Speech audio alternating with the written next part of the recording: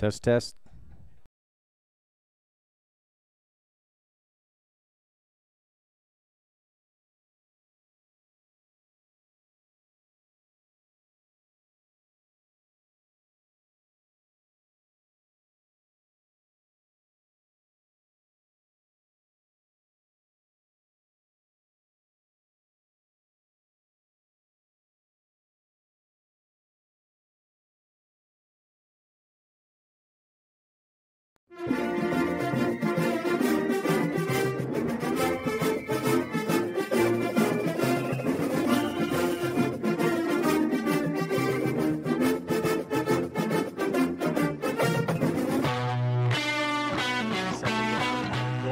Takes the snap, gives right side to Smith. He drives forward, and he's in there. Touchdown, Rebels. Rich Rebel football is on.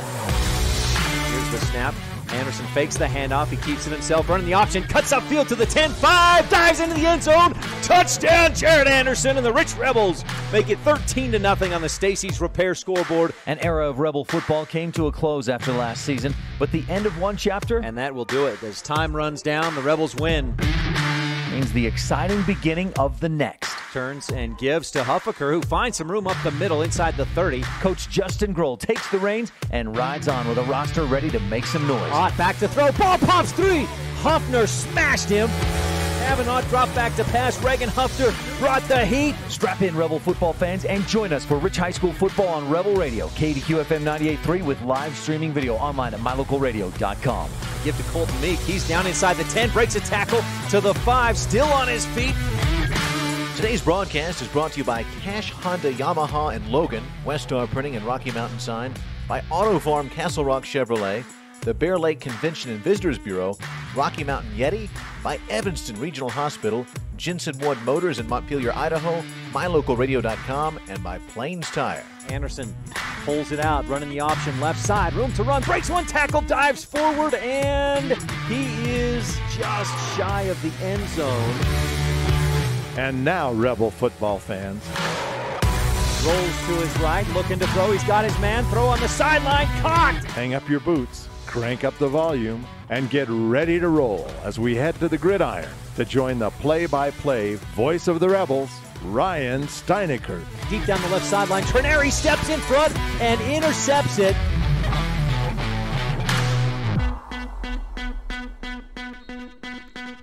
Good afternoon and welcome, Rich Rebel football fans, to Rebel Football on the Wildlife and mylocalradio.com. We're on KADQ, and today the Rebels wrap up the regular season here at Rich High School, hosting the Altamont Longhorns. It's a 1A North region battle, and kickoff is scheduled for 45 minutes from now. In the meantime, our pregame show presented by Rolene Kennedy, Rich County's representative at Auto Farm Castle Rock Chevrolet. We'll hear from Rolene and then set the scene for today's broadcast of Rich Rebel Football on the Wildlife and mylocalradio.com. Rolene Kennedy at Auto Farm Castle Rock Chevrolet in Evanston is Rich County's representative. As a mother and grandmother of Rich High graduates and current students, and a longtime resident of Randolph, Rolene is familiar with your needs and will work to provide you with the best customer service in the industry. The next time you're looking for a new car or truck, think Rolene Kennedy at Auto Farm Castle Rock Chevrolet in Evanston. We're a different kind of dealer. Play hard and go Rebels.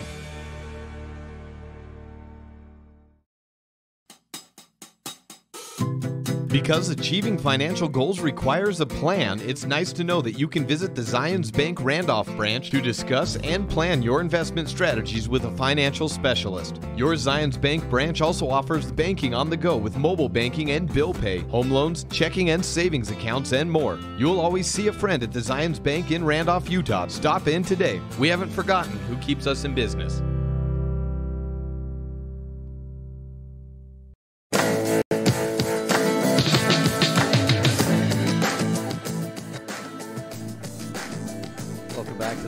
Rolene Kennedy at Auto Farm Castle Rock Chevrolet pregame show. The final game of the regular season 2018 Rebel football. Quarterfinals next week. Rebels will be in the playoffs, but seeding has yet to be determined, and that today's game will help determine what seed the Rebels take going into the state tournament.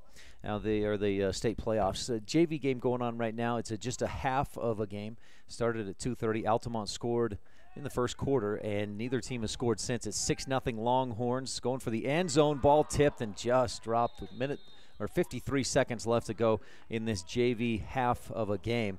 Rebels offense hasn't gotten much going, but defensively they've been pretty decent. In the varsity game, let's take a look at the scene set brought to you by Zions Bank. More than just a bank, part of your community. Rebels are coming off a loss at Layton Christian last week. The Rebels dropped to 1-7 with that loss, and Rich jumped out to a 13-0 lead, but then a couple of injuries and a few changes for Layton Christian, some adjustments on their part, and they scored 30 unanswered points to win the game. Rebels with Stetson Huffaker, the junior backup quarterback, in there last week for Rich, went 10 of 29. 118 yards, 2 interceptions. He ran for 2 scores, and that put the Rebels, as I mentioned, up 13-0 early on. But Rich just couldn't find any consistency on offense, and one of the biggest problems last week and really all season is the lack of a rushing game. Rebels with just 15 rushing yards last week at Layton Christian. Rebels offense just averaging just 60 rushing yards per game, and they've only gone over that 100-yard plateau in rushing yards just twice this season. And here's a little bit more. They've been under 50 yards 4 times this season, and 60 yards or less 5 different times. So the Rebel running game just hasn't been there consistently this season. And so teams are really just dropping guys back and expecting the pass most of the time, and then the front 4 or 6 guys are really handling the Rebel rushing game. So Rebels have got to find some more better running attack, I think, today to try and keep up with Altamont. And Coach Trent Richens, the head coach of the Altamont Longhorns, told me that he feels like his defense is going to line up and win this game. He feels like he's got a very good defense and that they should be able to win this game. So the Altamont Longhorns come in at 4-5 overall. And we'll get to a little bit more on your scene set in just a bit, brought to you by Zions Bank. I just wanted to have the scoreboard up there for you as the JV team wraps up this half of football against Altamont. The Longhorns come in. They lost the opening game of the season 26-0 to Altamont. They got blown out by Evanston. Beat Carbon Sophomores. They lost at Kanab 35-7. And if you compare that, that's a big swing from a 35-7 loss for Altamont against Kanab. The Rebels beat Kanab 28-14. But Altamont also beat Monticello 18-12. They beat Layton Christian 21-0. Lost at Duchesne last week 21-6. So the Longhorns come in at, as I mentioned, 4-5. They're 1-1 in the region play in 1A North region, and ranked 5th in the state for the first time, ranked in the top 5, probably for the first time in a long time for Altamont. In the 1A North, you've got an interesting situation as you consider playoff seeding, the playoffs starting next week, the quarterfinals, and Duchesne is at 2-0, and if they beat Layton Christian today, they would improve to 3-0 and win the region. And then you've got Altamont, Layton Christian at 1-1, Rich at 0-2. So there's a few scenarios. Obviously, the best one for Rich is a win today against Altamont. And then if Layton Christian loses to Duchesne, you'd have 3 teams with 1-2 records in the 1A North region. And so a tiebreaker would have to take place to decide playoff seeding. And again, when you look at the difference between the top 2 teams in the South versus the South 2 teams in the South, the bottom 2 teams in the South, and how the Rebels played against those 4 different teams. Talk about Milford and Parowan, those top 2 teams. The Rebels were blown out by those teams. The bottom 2 teams in Kanab and Monticello, the Rebels competed with both of those teams, lost to Monticello in a close game, and beat Kanab here by 2 touchdowns. A late pick will give Altamont a 2-touchdown lead with 14.8 seconds left to go in this JV matchup. And again, it's just a 1/2 of football. 12-0 is the score for Altamont. Let me bring up the scene set graphic for you. So just talking about, again, those top 2 versus the bottom 2 seeds. So if the Rebels can host a home game in the first round of the playoffs, that's such a huge difference for when you think about who the Rebels have played or how they've played against those Southern teams. Now, I mentioned Duchesne today playing at Layton Christian. That one also kicks off at 4 o'clock, so we'll try to keep an eye on the score of that game throughout this broadcast. And then down south, the 2 bottom teams, it's Kanab at Monticello, and it's Milford at Parowan, and those will decide 1st, 2nd, 3rd, and 4th seeds in that region. Last time these teams met, the Rebels lost 22-18. And Rebels had a lead early in the second half, 18-14. But McKay Foy had a monster day. Now, the Rebels' Kennan Clark had a good day for himself, 36 carries, 213 yards, and a couple of touchdowns. But on the other side of it, McKay Foy, 339 yards rushing. And consider this, Foy had the 339 yards. The rest of his team combined for 9 yards of offense. Foy accounted for 97% of Altamont's offensive production in last year's game at Altamont, a 22-18 win. So, boy, no matter how you get it done, the Longhorns got it done. And that was the first win for Altamont against Rich since 2003. Rebels had a 15-game winning streak going against Altamont that was snapped last year, again, a 22-18 loss. Rebels have struggled offensively this year, averaging just over 7.5 points per game. The defense is allowing almost 31. Longhorns, an average score of a loss, 16-20 is their average score. So their defense has been a little bit better consistently. Offense a little bit better consistently as well. Longhorns with an onside kick, 10 seconds left to go, a 12-0 lead. They must want to add to that lead. Your scene set has been brought to you by Zions Bank, financial resources, wealth management solutions, mortgage services, and more. We're about 40 minutes away from today's opening kick, but first we'll catch up with a former Rebel on the Mound Valley Cattle Company. Where are they now? That's just after the break on the Rolene Kennedy at Auto Farm Castle Rock Chevrolet pregame show. You're tuned in to Rich Rebel Football on the Wildlife and MyLocalRadio.com. The best live coverage of local sports, weather, local news, and radio classifieds, plus online streaming music, giveaways, and more. It's all on MyLocalRadio.com. Watch as your high school teams clash with their biggest rivals. Listen to the latest from your team's coaches. Catch up on local and regional news and stream your favorite music. Visit MyLocalRadio.com. Like us on Facebook and stream it all live. We know that when you think of Plains Tire in Evanston, you always think The Tire Professionals. Quality customer service. They're friendly with great prices. I really like Plains Tire in Evanston. But did you also know that the team at Plains Tire offers oil changes, windshield wiper checks, and free alignment checks? That's right, free alignment checks. We don't want you to quit thinking all those great things when you hear Plains Tire. We just want you to add to the list. Plains Tire, the tire professionals. Stop in today, 157 Bear River Drive.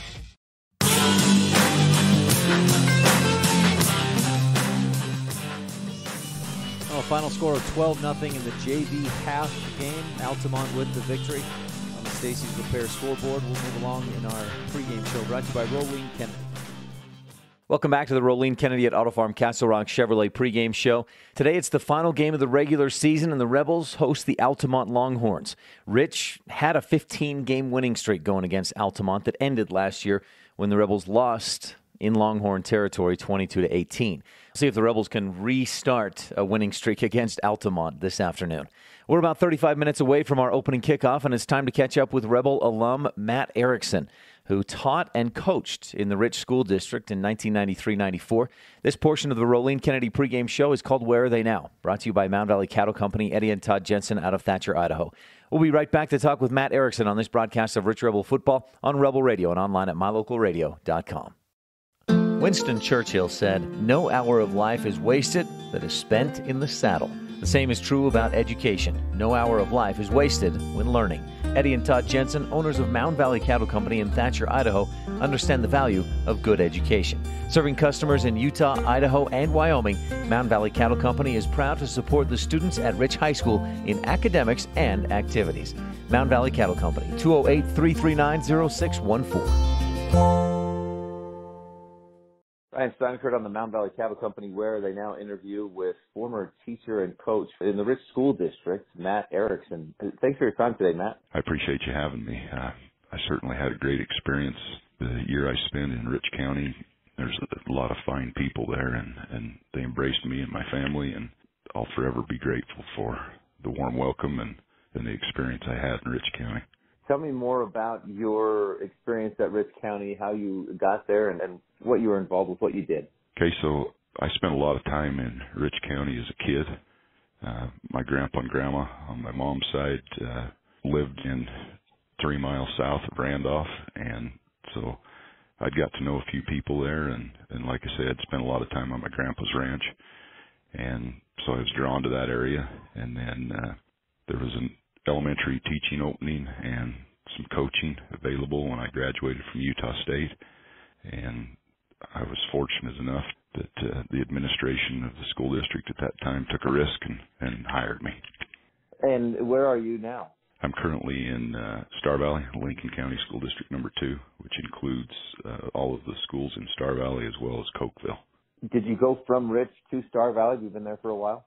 I did. This is my 25th year in Star Valley. I was at Rich 1 year and then left and came here and have been here ever since. So I taught for 15 years in Star Valley, 5th and 6th grade at 2 different elementary schools, and then was an elementary principal for 9, and then I've been the superintendent for the last 4 months. So fresh at my new job. You coached basketball at Rich? I was an assistant with football, coached on the defensive side of the ball under Jerry Holmes, who was a fantastic motivator and teacher and just a classy guy. And then I was the head girls basketball coach the year I was out there, and Scott Ferguson was my assistant. Interesting side note, I was there 1 year, and then my replacement was another Star Valley kid, Ashley Brown, who's still there. Stepped away from football this year, but I taught 5th grade. That year I was at Rich, at South Rich Elementary, and Ashley Brown replaced me in the exact same classroom and assistant football and girls basketball. So Rich lost a good one, got another good one right back. Well, I'm confident in saying that they got a better one. I know Ashley and his family, his brother Tyler that coaches at Westside and teaches there, we're classmates. Ashley's a year younger, but great family and really know their football and basketball. Have you continued to coach up in Star Valley? I coached football and middle school basketball for several years, and then when I went to the dark side of administration, our district has a policy that you cannot coach and be an administrator. So I got out of coaching 10 years ago. Okay. And tell me a little bit more about, where you grew up, where you went to high school. You mentioned Utah State, and then, now family, things like that. Great. So I actually grew up in Star Valley and returned here. I spent 5 years at Utah State and then went to Rich for the year. And then in 2008, I went back for a couple of summers and had the pleasure of living with a couple of my daughters. We have 6 daughters, and we had 2 daughters at the time in 2008 at Utah State as well. And I went back and got my master's in administrative certificate endorsement, if you will. Okay. And that was an interesting experience, but a good one. So I'm an Aggie through and through. The Aggies are doing well this year. The football team's looking good. They are. And interesting side note, my wife is a University of Wyoming alumni, and Utah State plays in Laramie this Saturday. So the battle will be on in our house. So, will you just sit in different rooms to watch the game, or will it be a clash, a battle, like you said, in one room watching the same TV? It's very amicable. So due to the geographic location of Utah State, we go to a lot of games down there, and, football and basketball. And she's a fan. All 6 of our daughters have attended Utah State. Have one of them still there. The baby, the caboose, is at Utah State right now. So it'll go all right. I cheer for Wyoming every other week except when they're playing Utah State. We're on the Mountain Valley Cattle Company, where they now interview with Matt Erickson, who taught and coached at Rich. And Matt, you were there for just a year, but I've talked with a few individuals who said you made a good impact on them. What kind of an impact did Rich have on you? The thing that I walked away from my experience at Rich with was really grasping or understanding the importance of relationships in the education business. And I gained some wonderful relationships, not only with colleagues, but with students in my 5th grade class, as well as several young men and young women that it was my pleasure to coach. Kim France and Kim Lutz, they were seniors the year I was out there, and Margot Grohl, some of those girls were juniors, Kim Kennedy, and we rode them all the way to the state tournament. Been several years since Rich's girls basketball program had qualified for the state tournament, was my understanding. And we had a dang good team that year and did really well. So the relationships is what I would say. And then also Del Lamborn was very instrumental. Excuse me. I get emotional when I talk about Del, but he was instrumental in shaping me as an educator. And he was so patient and kind, but yet would challenge me and get me to think out of the box and just elevate me to new levels. And I'll forever be grateful for the people of Rich County and the warm welcome that they gave me, as well as just a wonderful start to my career. Dale, of course, he's your counterpart in Rich County now. Been there for a while as a superintendent. Absolutely, and I have Dale on speed dial. I talk to him multiple times a year and pick his brain and lean on him with all of his vast experience and knowledge. So, Dale's a great friend, and Jerry Holmes is the superintendent. Just got an award for Superintendent of the Year in Utah, and what a fantastic guy as well. Matt, is there anything that I have not asked about or that we've not talked about that you'd like to touch on today? At the end of the day, it's people, and there's great culture, great traditions in Rich County, and I was just fortunate enough to be part of that for a year. And again, I'll forever be appreciative and grateful for my time there and the relationships that I was able to gain. And I don't know how much of an impact I had on any of the players that played for me or the kids that were in my fifth grade classroom that year, but I sure know the impact they had on me and the wonderful start to a career and the motivation that they gave me to be better in the classroom as well as on the field and in the court. And I'm just so grateful for my time there. Matt, I like to always ask for a prediction on the football game, and since you said you're a Utah State alum and your wife is a Wyoming alum, we're going to ask you for a double dose today. Rebels are taking on Altamont, final game of the regular season. It's at Rich. And then give me a prediction for the Wyoming-Utah State game as well. So I'll never go against the Rich Rebels, but I know they're struggling a little bit this year and down. I keep track of you very nicely and well, to be honest. But I'm going to go 21-20 Rich. I'm going to pull off an upset. And Utah State, Wyoming. Laramie's a tough place to win in, but I know that Ralph Johnson's not going to appreciate this, but Utah State 35, Wyoming 21. All right. Matt, it's been a pleasure talking with you and getting to know you a little bit. I appreciate your time, and thanks for having me. Well, thanks so much, Matt, for joining us on Where Are They Now? Brought to you by Mound Valley Cattle Company, Eddie and Todd Jensen out of Thatcher, Idaho.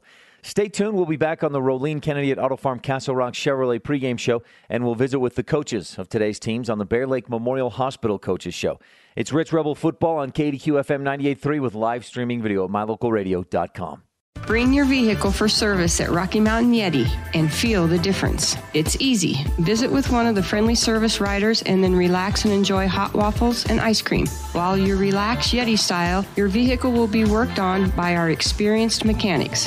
From regular maintenance to major repairs, we do it all. Have your service work done at Rocky Mountain Yeti in Evanston and feel the difference. Get Yeti'd today. Ooh, yeah. 100 Wasatch Road in Evanston. No matter what you need to have printed, Westar Printing is the place you want to have it done. Calendars, letterhead, envelopes, brochures, books, posters, vinyl banners, business forms, announcements, wedding invitations, and business cards are just a few examples. You can also have your favorite family photos printed on canvas or placed into a personalized family photo calendar. You will want to do business with Westar Printing. Stop in today. Westar Printing, 243 7th Street in Evanston.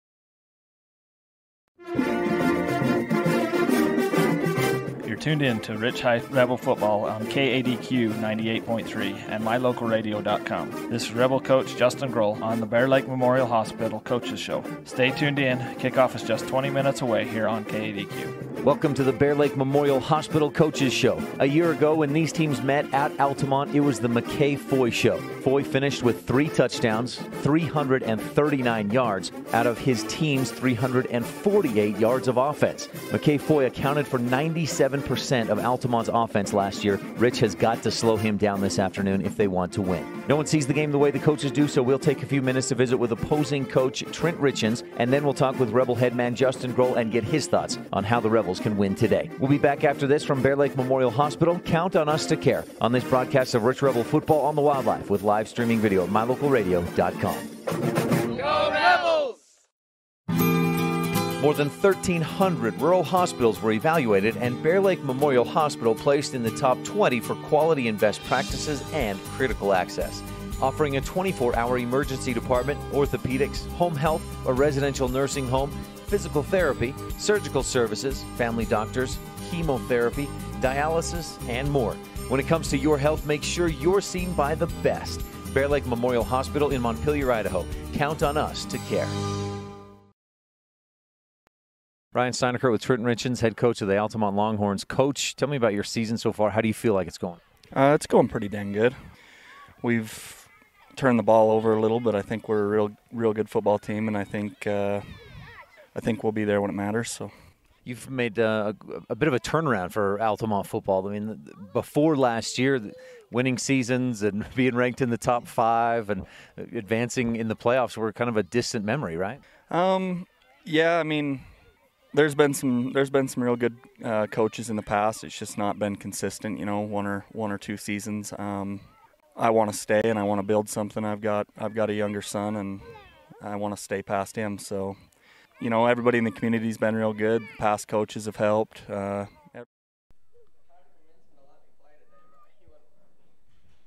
just happened? Ryan STEINECKERT with Trent Richens, head coach of the Altamont Longhorns. Coach, tell me about your season so far. How do you feel like it's going? It's going pretty dang good.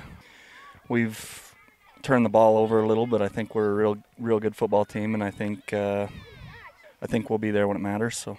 You've made a bit of a turnaround for Altamont football. I mean, before last year, winning seasons and being ranked in the top 5 and advancing in the playoffs were kind of a distant memory, right?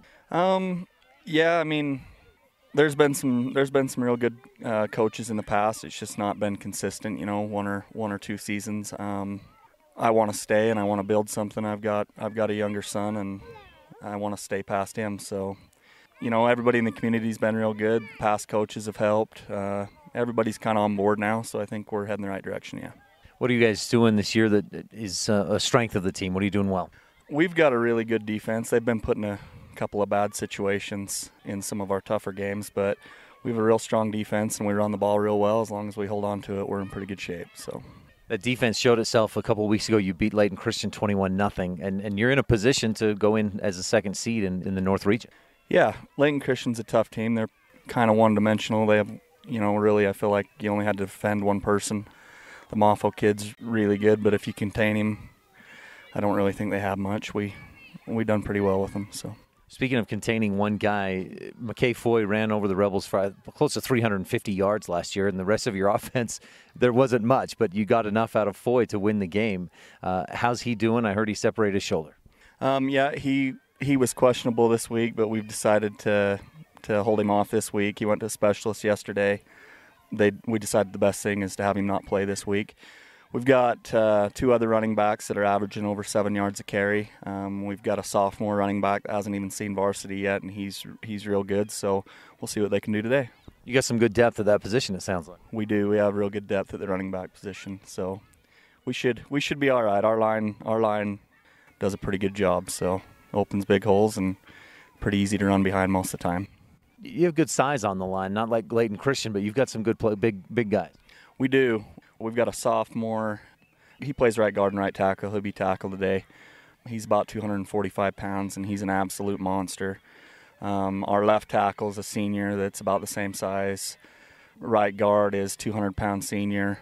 Our center is our smallest. He's 170-pound junior. But they're good. They've really come a long way this year. They work together well.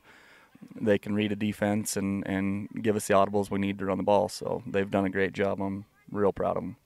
That's a definite positive. We have guys like that coming together.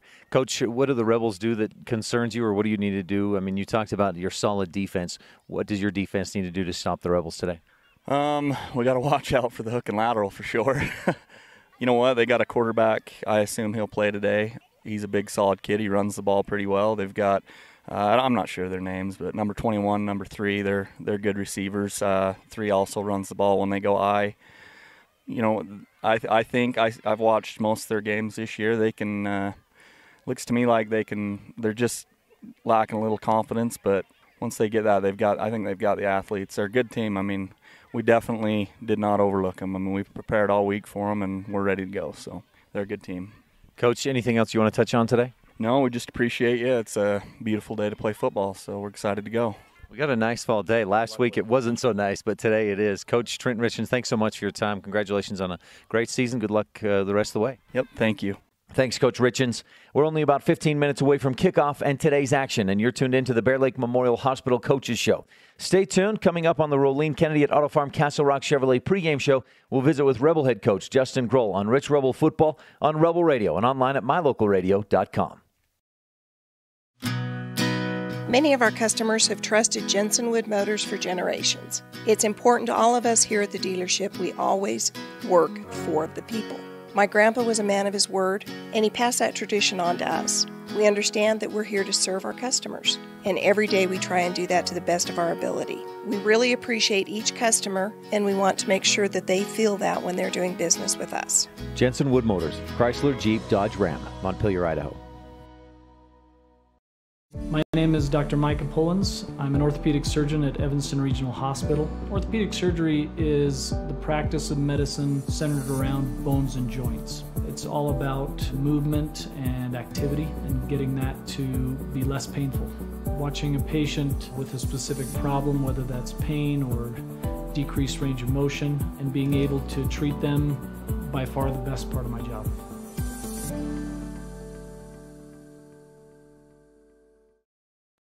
Welcome back to the Rolene Kennedy at Auto Farm Castle Rock Chevrolet pregame show. We're in the middle of the Coaches Show, brought to you by Bear Lake Memorial Hospital. Count on us to care. The Rebels come into this game at 0-2 in 1A North Region play, while the Altamont Longhorns are 1-1. Now, Layton Christian is also 1-1. Duchesne is 2-0 in the region. If Duchesne beats Layton Christian, and if Rich beats Altamont today, we'd actually have a 3-way tie for second place in the 1A North region, which would give Rich a shot at still earning a home game in the first round of the playoffs. But the Rebels first have got to take care of business today against Altamont. Stay tuned. We'll be right back with Rebel head coach Justin Grohl to find out how he plans to do that. That's right after this on the Wildlife and mylocalradio.com. As the hospital closest to Bear Lake, professional medical care is always available at Bear Lake Memorial Hospital in Montpelier, Idaho. As a full-service hospital, Bear Lake Memorial offers an emergency room that's open 24/7. They treat patients of all ages. Other professional services include physicians' clinics, assisted living, home health services, counseling, dialysis, physical, occupational, and speech therapy, orthopedic care, and skilled nursing. Bear Lake Memorial Hospital in Montpelier, Idaho. Count on us to care. Hello all, Dr. Dog here. I want to talk to you about PetMinerals.com. By merging the highest quality veterinary grade ingredients with highly advanced mineral technology, PetMinerals.com produces the most innovative pet supplements on the market. The supplements focus on specific needs like hip and joint, digestive, and overall diet. You and I both know a healthy pet is a happy pet. Show your pets how much you care. Order them supplements today at PetMinerals.com. Ryan Steineckert with Justin Grohl of the Rich Rebel football team. Coach, thanks for your time today. Let's talk about Layton Christian. You guys jumped out 13-0. You had a good lead. You had to be feeling pretty good. Yeah, I think we was doing well, and then we just let it get away. Talk about the wheels coming off. They come off, and they come off in a hurry, and just nothing could happen after that. You guys had a few injuries, and Layton Christian must have made some adjustments at halftime. They came out in the second half, and the running game that wasn't working in the first half really was in the second. Yeah, they did a good job at halftime. They got the pick six right at the end and give them some momentum, and they come out right after. And they knew that our one of our middle linebackers was hurt, and he stepped up from previous and shut most of that down. And then with him out of the middle, they found running room where we couldn't pin them down and couldn't stop it. With football, it's hard to go, well, that guy made this big of a difference. But with Lutz in there, with Trayson playing defensively, I think Mafo was averaging 2.7 yards per carry. After Trayson went out, it was like 10.8. Yeah, I mean, Trayson's done a great job for us all year long when he's been healthy. And, I mean, the kid goes so hard that he hurts himself about every other game or every game. And when he's in there and we have those, both him and Colton in there at middle back, they seem to shut things down. I mean, no matter who we've been playing, with both of them healthy, we've been good. When they're not healthy, you can see a big difference and people run quite a bit more up the front. But with them healthy, we've done a lot better. Were you surprised by scores down south? Those Milford barely getting by Monticello, Parowan beating Kanab in overtime? Yeah, it's in football, you never know which team's going to show up and which not. I mean, you can be 10-point or 20-point underdog, and all of a sudden everybody walks out and you go out a winner. I mean, so you just never know. That's why we play the game and play it, because at any day, any time, something might happen. And even in the middle of the game, one little person go down, people panic, or you just don't know how to plug the hole, and then things go bad. So, I was surprised, but then again, you expect that in sports. That's one of the fun things about sports to watch, because one little thing can happen, it changes the whole aspect or output. Coach, this week you've got Altamont. It's the final regular season game, and if Duchesne beats Layton Christian and you beat Altamont, you'd have a 3-way tie. So you still, maybe mathematically the likelihood is not real high, but you still have a chance for a home game in the first round. Oh yeah, that's what we have to go in and we told the kids even after, hey, we still have that potential. It could be a 3-way tie, so you still have that shot at it. You have to come to play and take one game at a time and let the chips fall after that. But you have to first take care of your business and then let fate do its course then. But other than that, if you don't take care of it, then things will not work out the way we hope they work out. But right now, we're hoping to take care of business to get a win against Altamont, and then we'll just see how everything falls into place after that.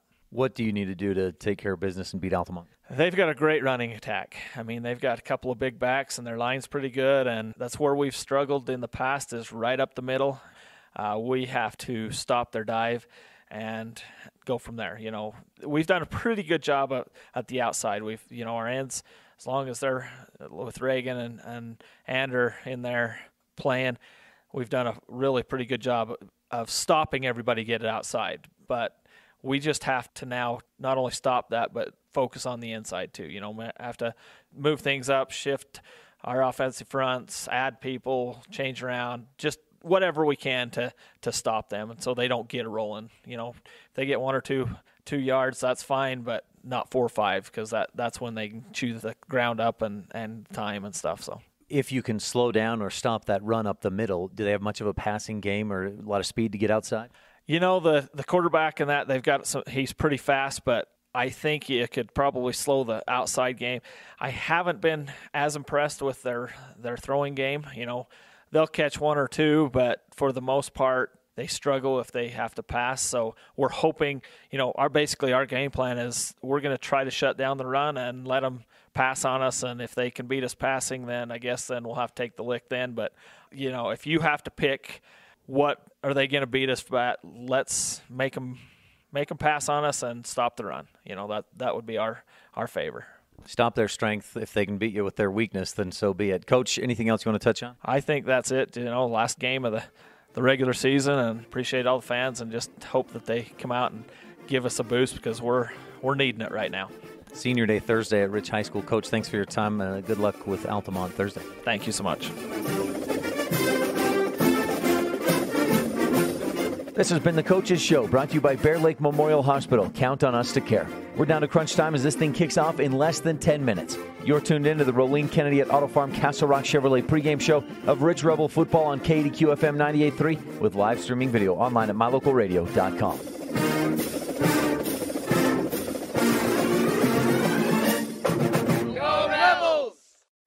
When it comes to parts and service, don't rely on anyone other than the team at Cash Honda Yamaha in Cache Valley. The professional mechanics and parts department team have the experience to help you with whatever you need. When you need to add a winch, get an extra belt or spark plugs, winterize, repair or replace tires, or have a rebuild, they can help. Whatever you need, gift ideas, parts, accessories, or a great mechanic, you'll find it all at Cache Honda Yamaha in between Logan and Smithfield on Highway 91.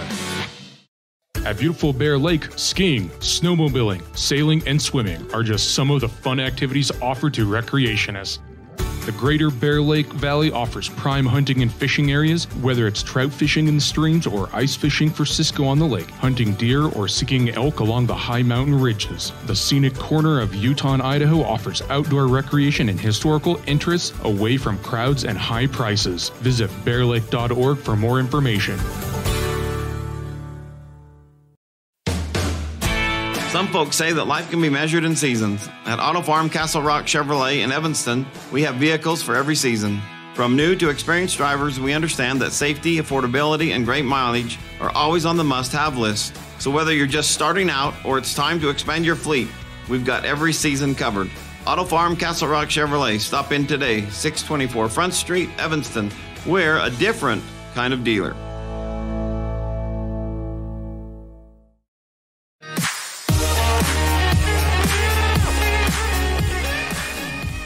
Back to Rich High School and the pregame show brought to you by Rolene Kennedy, Rich County's representative at Auto Farm Castle Rock Chevrolet.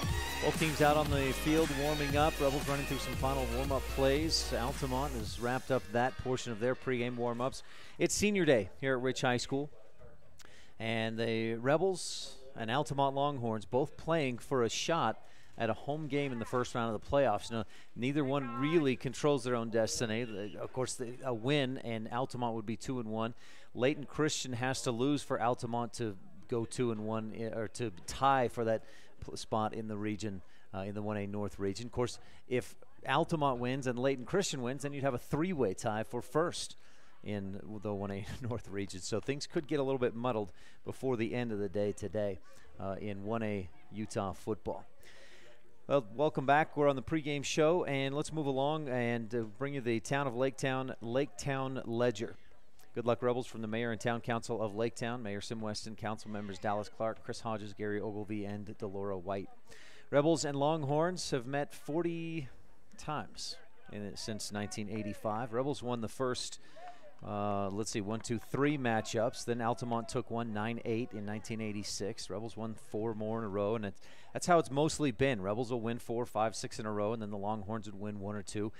But from 2004 to 2016, the Rebels won 15 straight, including a couple of times in the semifinals. So it was a 15-game winning streak for the Rebels against Altamont that ended last year with a Longhorn win, 22-18. Overall series, Rebels lead 31-9 against Altamont. That's your Laketown Ledger, brought to you by the mayor and town council of Laketown. Got your Pugstone Sporting Goods green scene. Pugstones, we wish the best to Darren and the family, and as they try to get that thing figured out with the truck crashing into the store about a week ago, we wish the best to Darren and the family. And it's a beautiful afternoon here at Rich High School. Current temperatures at, what are we at? 50 degrees or so? 57. Boy, even warmer than I thought. A little bit of a wind coming out of the northwest, but it's not a cold wind like you might expect in the middle of October. A real nice afternoon, a lot of sun, some beautiful clouds. Altamont in the road whites with the dark blue, navy blue numbers. Red outline around the numbers. Rebels in the home blues, white numbers, blue helmets. Rebels won the toss and deferred. So it looks like Altamont will receive to start this game off. Longhorns will get the ball first. The field, a little dry, especially middle of the field there between the hash marks, but pretty good condition for, again, mid-October. This field gets a lot of use during the school year. And that's your Pugstone Sporting Goods green scene. A good group of fans across the way for the Altamont Longhorns. Pugstone Sporting Goods. Visit pugstonesporting.com. We've got your Epic Recreation keys of the game and the Zions Bank starting lineups when we return. Actually, we may keep it here for just a moment. We're going to honor the seniors here, and we want to be here for that. We'll also have the presenting of the colors here in a moment as well. Sportsmanship does matter, and we ask for your support in demonstrating respect for the game and all the participants by refraining from negative cheers, chants, or behavior. Now our rich cheerleaders will present our flag. We'll take one quick break and be back with more of the Rolene Kennedy pregame show. Rolene Kennedy at Auto Farm Castle Rock Chevrolet. This is Rich Rebel Senior Deeds, and you're watching Rich High School Football at Rebel Radio. KADQ FM, 98.3, mylocalradio.com.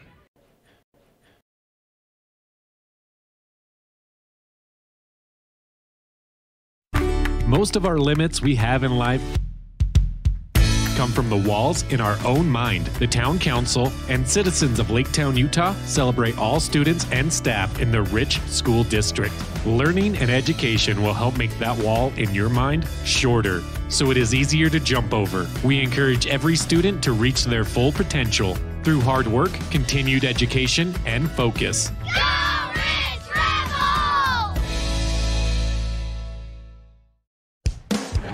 Rolene Kennedy at Auto Farm Castle Rock Chevrolet in Evanston is Rich County's representative. As a mother and grandmother of Rich High graduates and current students and a longtime resident of Randolph, Rolene is familiar with your needs and will work to provide you with the best customer service in the industry. The next time you're looking for a new car or truck, think Rolene Kennedy at Auto Farm Castle Rock Chevrolet in Evanston. We're a different kind of dealer.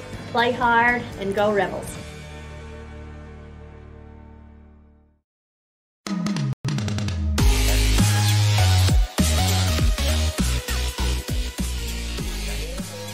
Welcome back to Rich High School. Rebels, while we honor the seniors, we'll take a quick moment. We'll run through the Epic Recreation keys of the game. We'll touch on the seniors as well. But first, again, Epic Recreation. For all your rentals in the Bear Lake area, visit epicrecreation.net. Number one is Stop the Run. 24 carries, 339 yards, and 3 touchdowns. Also 4 runs of 49 yards or more. That's the damage that McKay Foy inflicted on the Rebels a year ago.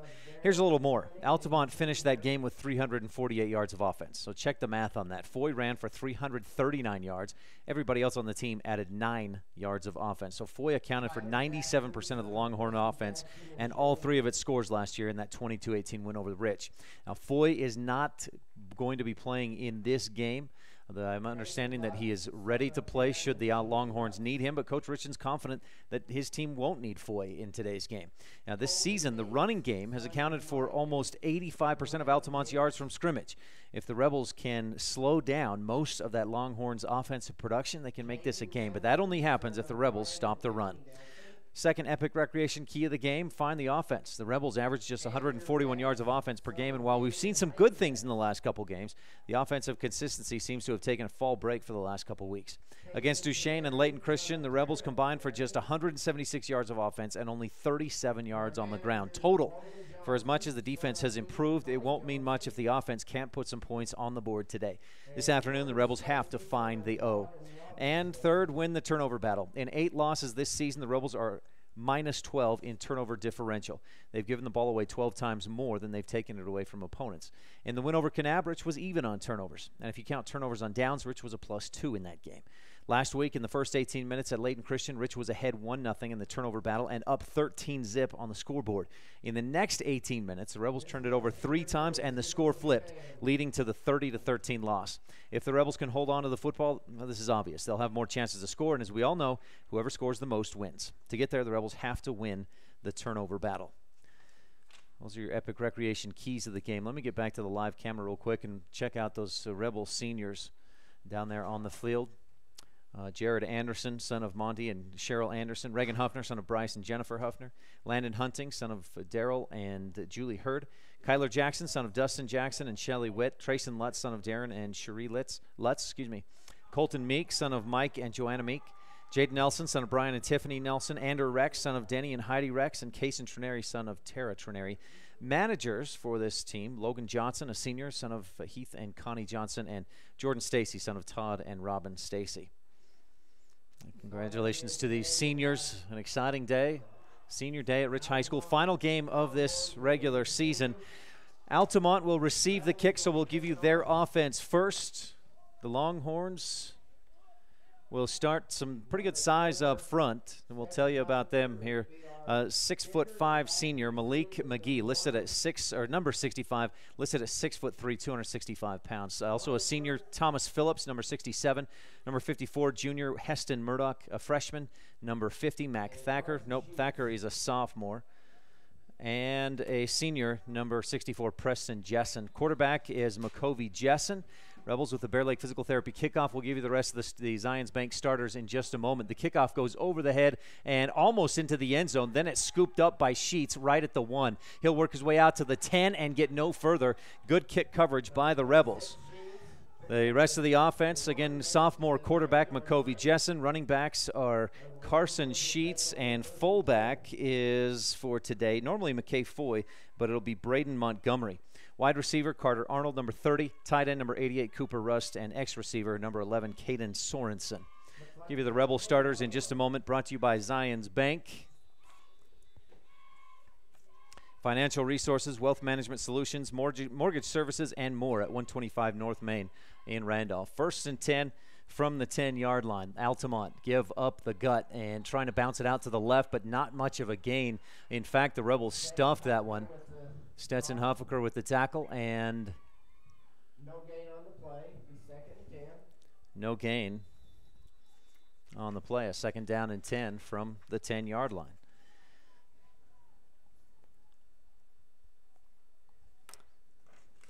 Yeah, thanks. Might just need to. There we go. That'll work. Thanks, Kenyon. Running my camera today. Another give up the right side this time. And again, not much room to run. Gain of 1 yard. A gain of a yard for, I believe, Carson Sheets on the carry. With a host of Rebels on the stop. McKay Foy this season came in averaging 7.5 yards per carry, had 837 yards and 8 touchdowns, but not playing, at least not getting the start for this Longhorns offense. A 3rd down and 8, a long 8. Under center, Jessen gives left side and knocked down. Rebels drop the ball carrier. Carson Sheets gains just a couple. They'll spot him at the 15-yard line, a 4-yard gain. That'll bring up a 4th and 5. Rebels defense does its job. Ander Rex, Jaden Nelson, Jaden Rao, and Riley Taylor, the sophomore, getting his first varsity start at defensive end with Reagan Huffner injured. Huffner on the sideline, all padded up, ready to go if he feels any better. Here's the punt. It's a short, wobbly punt. Takes an Altamont bounce at the 40. Hunting scoops it out at the 50. Down the right sideline, 45 to the 35, and he's upended down to about the 37. Rebels will have some great field position.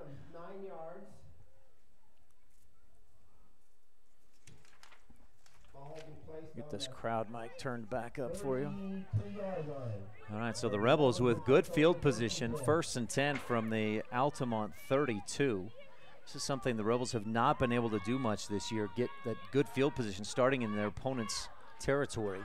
Trips out to the left side, Stetson Huffaker, the starting quarterback, junior, with Hislop behind him in the shotgun pistol.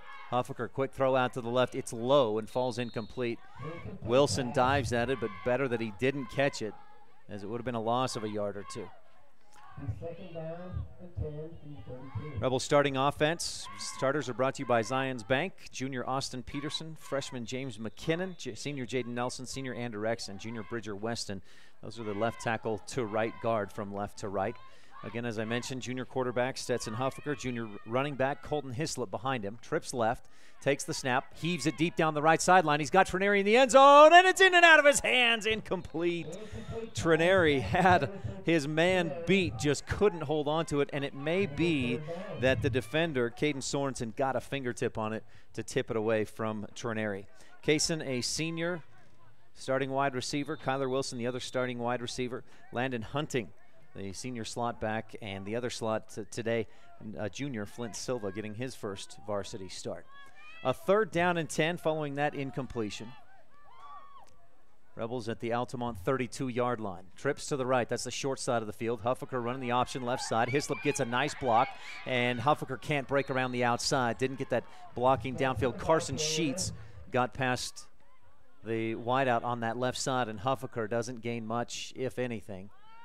They'll spot him back at the line of scrimmage, maybe a half a yard loss. Brings up a 3rd down and 10 for the Rebels. Yeah, it was a loss of about half a yard, so 4th and 10.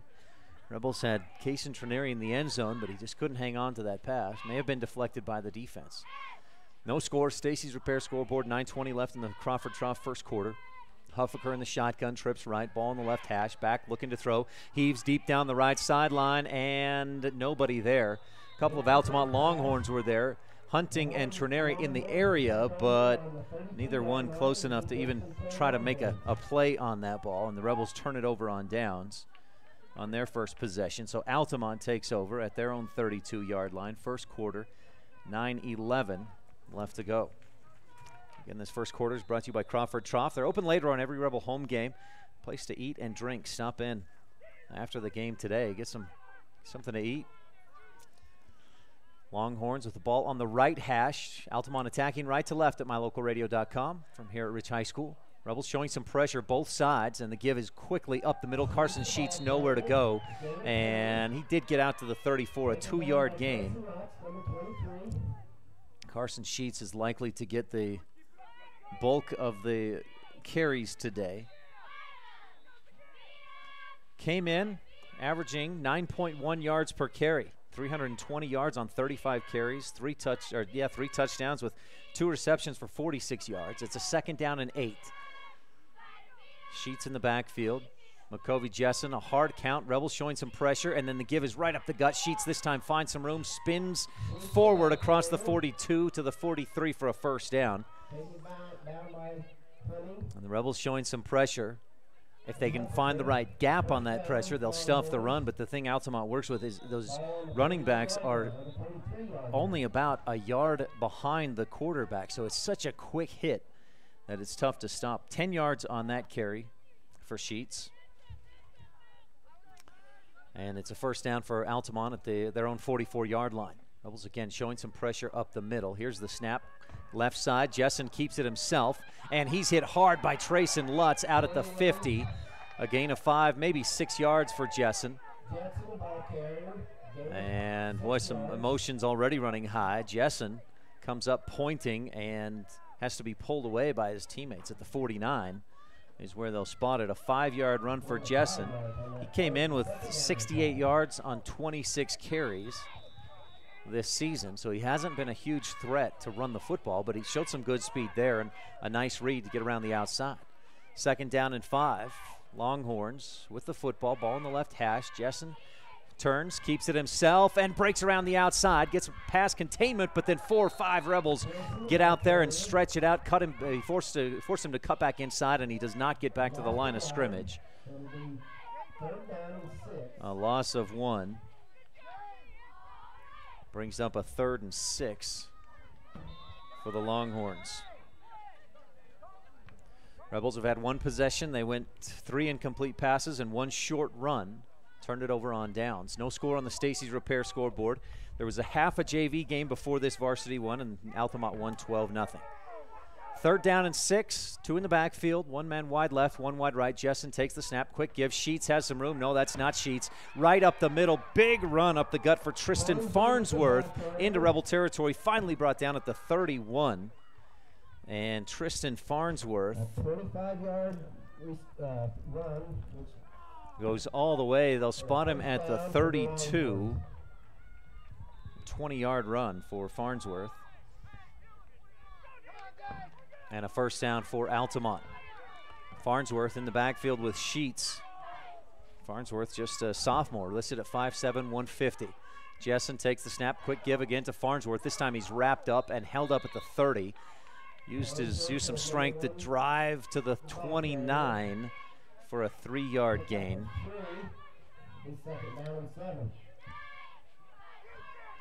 Braden Montgomery came in as the 3rd leading rusher on the team and 2nd on the team in carries. I believe we've seen him carry it just one time so far.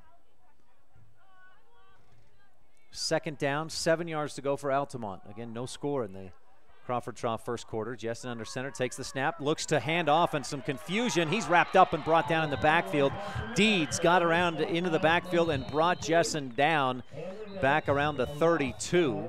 Jessen turned left. His two running backs went to the right. On a broken play, the Rebels force a 3rd and long. We'll take a timeout as we've got a timeout on the field as well. 5:59 left, first quarter. No score. This is Rich Rebel Senior Deeds, and you're watching Rich High School football at Rebel Radio. KADQ FM, 98.3, mylocalradio.com. If you haven't eaten a famous Crawford Angus burger at the Crawford Trough in Randolph, you haven't lived. It starts with a 1/4 pound Angus beef, pastrami, bacon, pepper jack cheese, and ranch sauce. Add lettuce, tomatoes, onions, and pickles. The only thing that makes it better is when you add an order of home-cut fries and a fresh raspberry shake. Heaven.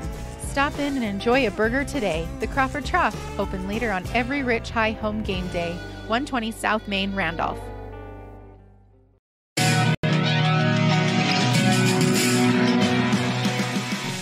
Coming out of the timeout, 3rd and 10 for the Longhorns offense. Ball in the left hash. One receiver wide left, one wide right. Tight end on the left side. Jessen takes the snap, gives to Sheets, right side, breaks a tackle, still on his feet inside the 25, still driving down near the 20. That'll move the chains, or at least close to it. And for the second time on this drive, the Rebels defense had forced a 3rd and long, and the Longhorns convert with long running plays, both by Carson Sheets, who has 5 carries for 28 yards after that 11-yard run to the Rebel 21-yard line. Ball near the left hash. Altamont attacking south to north. That's right to left at Rich High School. Give again up left side and nowhere to go. Trayson Lutz and James McKinnon stuffed Farnsworth on that carry. And Tristan gained maybe half a yard. We'll give him 1. To near the 20-yard line. Knows the tip of the football. Just outside the 20. Wide receiver out to the right side, Caden Sorensen. Double tight end set. Jessen under center, takes the snap, turns, fakes the handoff, pitches right side for Farnsworth, and he gets around the corner, finds a block, and then he's hit hard from the inside. Colton Hislop comes in and hammers him at the 15, a 5-yard gain for Farnsworth, who's at 4 carries for 29 yards, most of them on that 20-yard scamper that got it into Rebel territory. A 3rd down and 4 for the Longhorns. Ball in the right hash. One man wide right. Caleb Thacker, the junior wide receiver. Jessen gives up the middle. Sheets is stuffed. Hislop got a hold of his feet, and Lutz hit him up top. Trayson's helmet comes off in the ensuing tackle, gang tackle attempt. And they'll give Sheets a half a yard to the 14. And it's 4th down and 4. There have been times this year the Rebels have given up some critical 4th down conversions. Think about Duchesne. They had about 5 or 6 4th down conversions.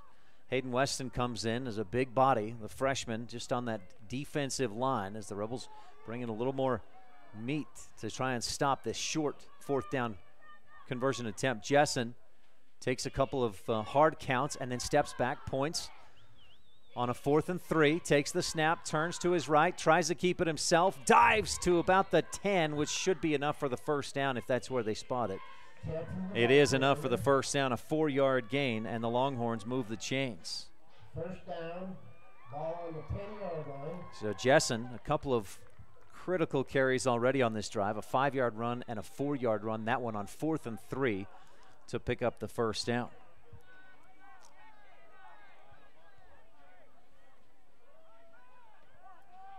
It's 4 first downs on this drive for the Longhorns, a 1st and goal at the Rebel 10. Snap, give left side. Sheets trying to get around the corner, and he does. He dives for the end zone. He's in, but a flag flies in. Deeds was either held or blocked in the back, and this touchdown will not stand.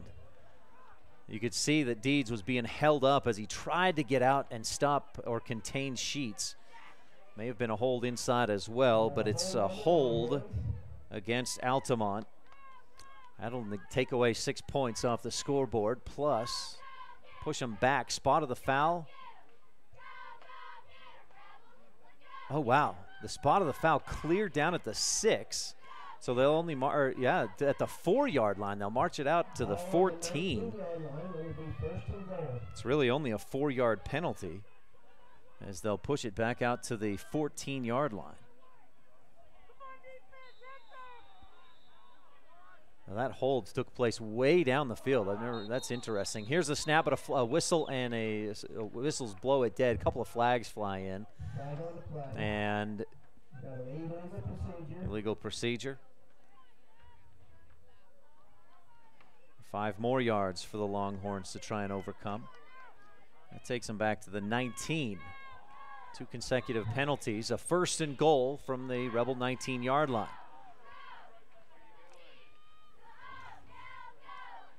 Carter Arnold brings the play in. Longhorns on the left hash. No score. Stacy's Repair scoreboard. 2:58 left to go in this first quarter. Brought to you by Crawford Trough in Randolph. 1 wide receiver right, double tight end set. Jessen takes the snap, gives to Sheets, right side. He breaks 1 tackle, bounces outside, spun down. No, still on his feet. Ball popped out, and I think the Rebels have it. Rebels stripped it away from Sheets as he continued to give effort, and Rich takes over. That was something the Rebels talked about in practice this week during film session, that this Altamont team will fumble if you try to take the ball away, and the Rebels take it away. I didn't see who ended up with it, but a fumble. And Rich takes over deep in their own territory, their own 7-yard line. 2:43 left in the first. There's a station in Randolph turnover. Quick throw out to Trenary, right side. He breaks around the corner, dives ahead, still on his feet on the right sideline. He's finally driven down out of bounds at about the 14. And a decent gain for the Rebels on Stetson Huffaker's first completion of the day. Kenyon, did you see who came up with that football for Rich? Sheets was just fighting for extra yards, and the Rebels just stripped it away. A 6-yard gain on that first down play. 2nd down and 4. Rebel offense, ball in the right hash. 1 wide out to the left side. 2 to the right, give to Hunting up the middle. Rebels had 2 backs in the backfield, and Hunting dives across the 15 near the 16. Hunting, 4 carries, 3 yards, make it 5 for 5 yards this season. They'll spot him out at the 16, so a nice 3-yard gain for Hunting. Brings up a 3rd and short. It's a very manageable spot for Rebels. A 3rd down and a 1 yard to go.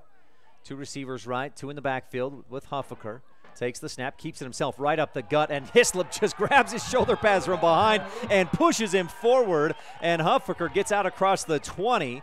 Huffaker was hit. Hislop held him up and gave him probably 2 or 3 more yards after he would have been brought down, and Hislop, I've never seen anything like that, but it worked. The Rebels moved the chains out to the 23-yard line, a gain of 7. And I don't know if I should give 4 to Hislop and 3 to Huffaker. Divide that in half somehow. Stetson fakes the throw, short, then throws deep down for Trenary. He's got him, and it's in and out of his hands at the Altamont 45. 2 defenders were there, and it just got over the hands of the defender. That was actually a very well-thrown ball, but Trenary just couldn't hang on. So the Rebels, following a comprehensive Family Dental first down, which came after a station in Randolph turnover. 2nd down and 10. Ball on the right hash from their own 23-yard line. Trenary wide to the right side. Trips left. Huffaker keeps it himself, right side, running the quarterback keeper, gets across the 25 to the 26 before he's wrapped up and spun down. So a 3, they'll spot it close to the, actually at the 27-yard line. A 4-yard gain for Huffaker. And with 45 seconds left in the first quarter, Rebels have a 3rd and 6 from their own 27-yard line. Ball on the right hash. No score on the Stacy's Repair scoreboard. There's been a quick first quarter especially by this season's standards. Trips to the left, Trineri wide right, all by himself, and Coach Justin Grohl takes a quick timeout with 26.9 seconds left in the quarter. We'll take one as well on the Wildlife and mylocalradio.com. No score, Stacy's Repair scoreboard. Light up your world with a custom-built LED sign from Rocky Mountain Sign in Evanston. It's a proven fact that signage that lights up creates more attention. So light it up and then add text, images, and video, and your sign becomes even more powerful. Start sharing your advertising messages and information with your customers today. The team at Rocky Mountain Sign provides all types of quality signage that is custom-built and maintained. Call today for a free quote. Rocky Mountain Sign, 307-789-5202. Rocky Mountain Sign, serving customers in Wyoming, Utah, and Idaho.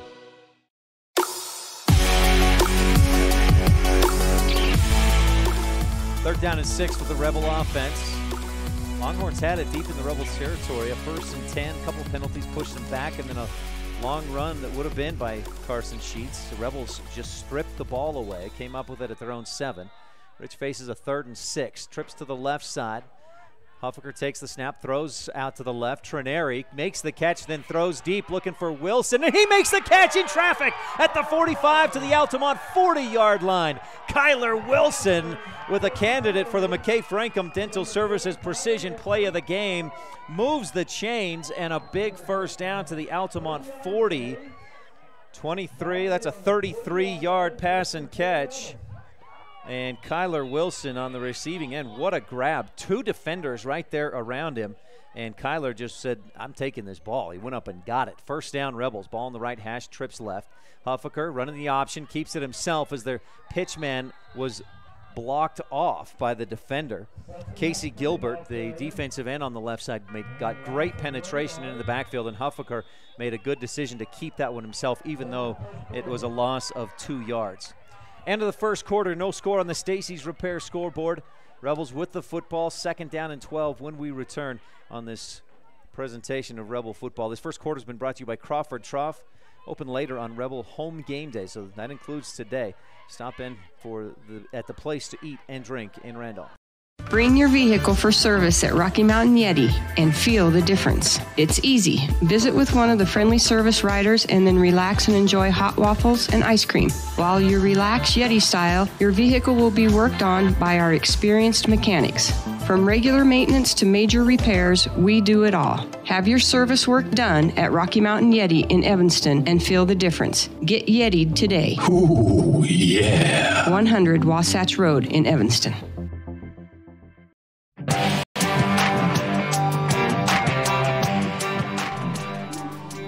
2nd down and 10 for the Rebel offense. Welcome to the second quarter, brought to you by T7 Propane in Woodruff. For all your propane needs, call 435-793-4208.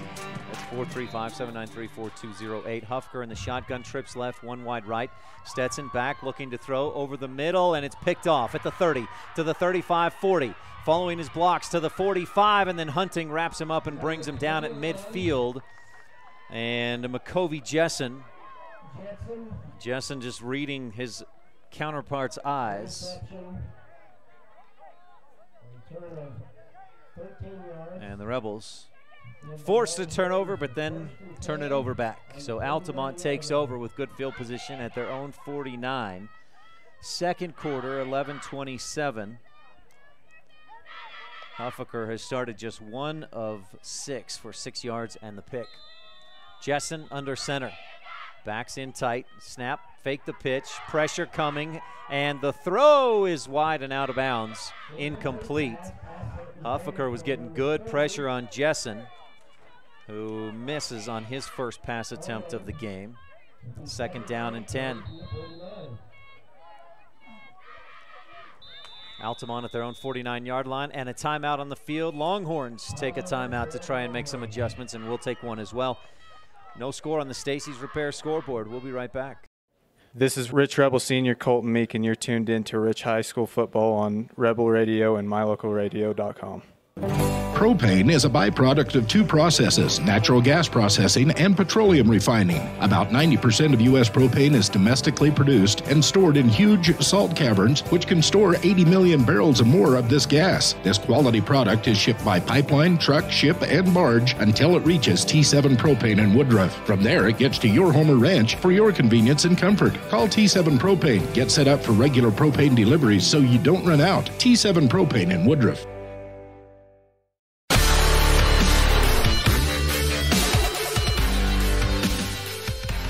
Second down and 10 for the Longhorns in the T7 Propane and Woodruff second quarter. No score on the Stacy's Repair scoreboard. Longhorns had a 1st and 10 at the Rebel, or 1st and goal at the Rebel 10, but Rebels stripped it away, forced a fumble, took a turnover. Jessen under center.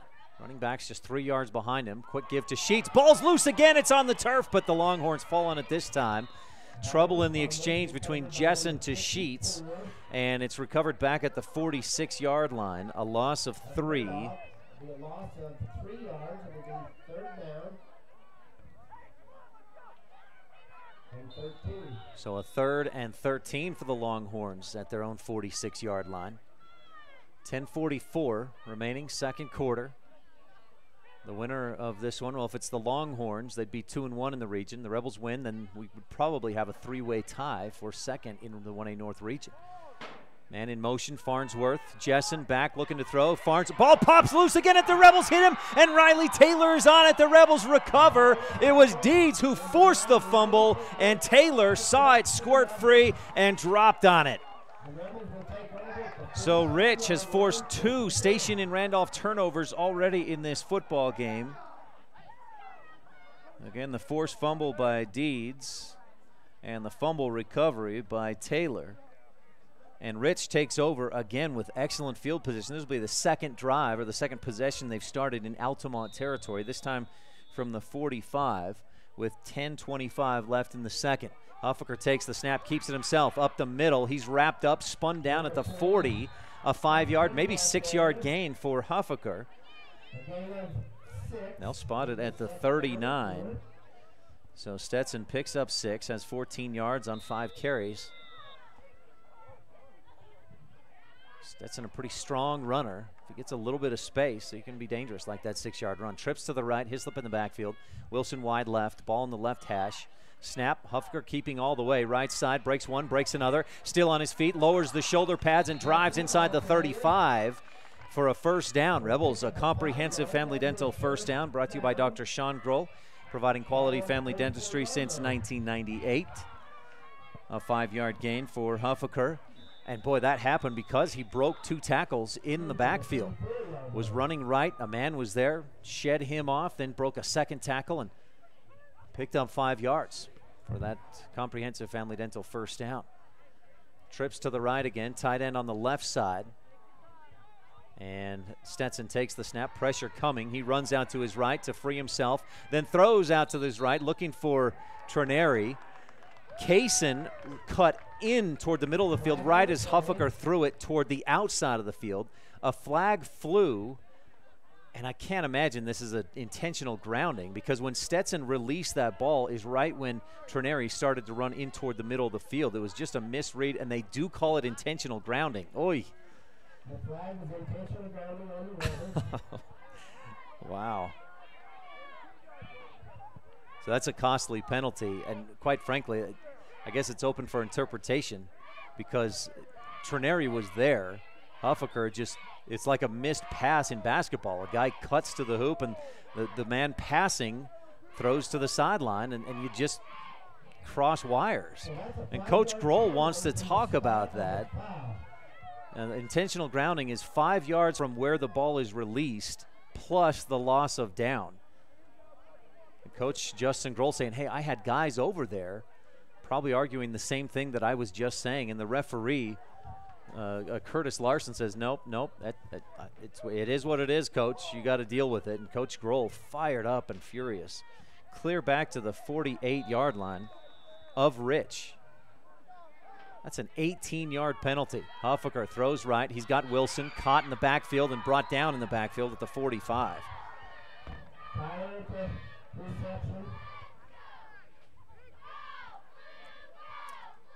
So they'll spot it at the 47, a loss of 1. Wilson has 2 receptions for 32 yards. And this is a 3rd and a mile. They need to get to the Longhorns 24 to move the chains. Huffaker with a man on each side, 1 receiver right, 1 left. Throws, Scott Trineri, pitch to Flint Silva, and the Longhorns looking for the hook and lateral, and it doesn't work. It picked up a few. They get out near the 50. They'll spot Flint Silva down at the 48, so a gain of just 1.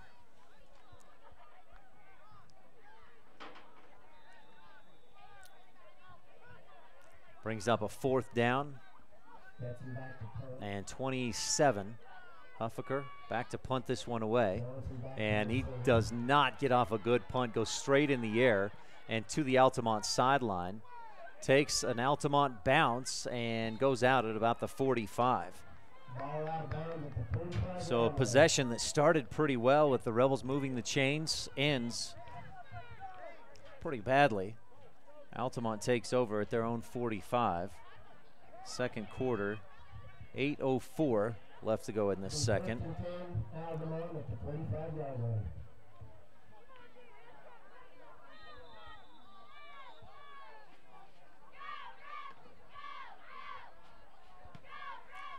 Longhorns with a 1st and 10. Jessen gives right side. Farnsworth picks his way forward, lowers the shoulder, breaks a tackle inside the Rebel 45. Finally brought down at the Rebel 42-yard line. Tristan Farnsworth takes it to the Rebel 43 and a Longhorn 1st down. It's a gain of 12. Farnsworth at 41 yards on 5 carries. Most of those yards have come on 2 carries of 20 and that last one of 12. Timeout on the field, Rebels.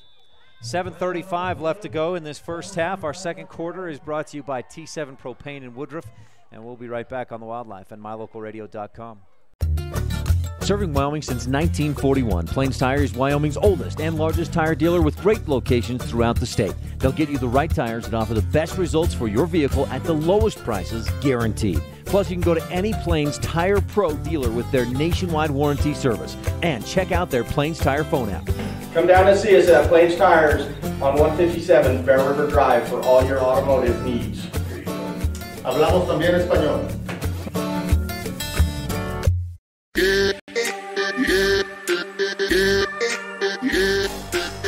Welcome back to Rich High School. No score on the Stacy's Repair scoreboard. 7:35 left, first half.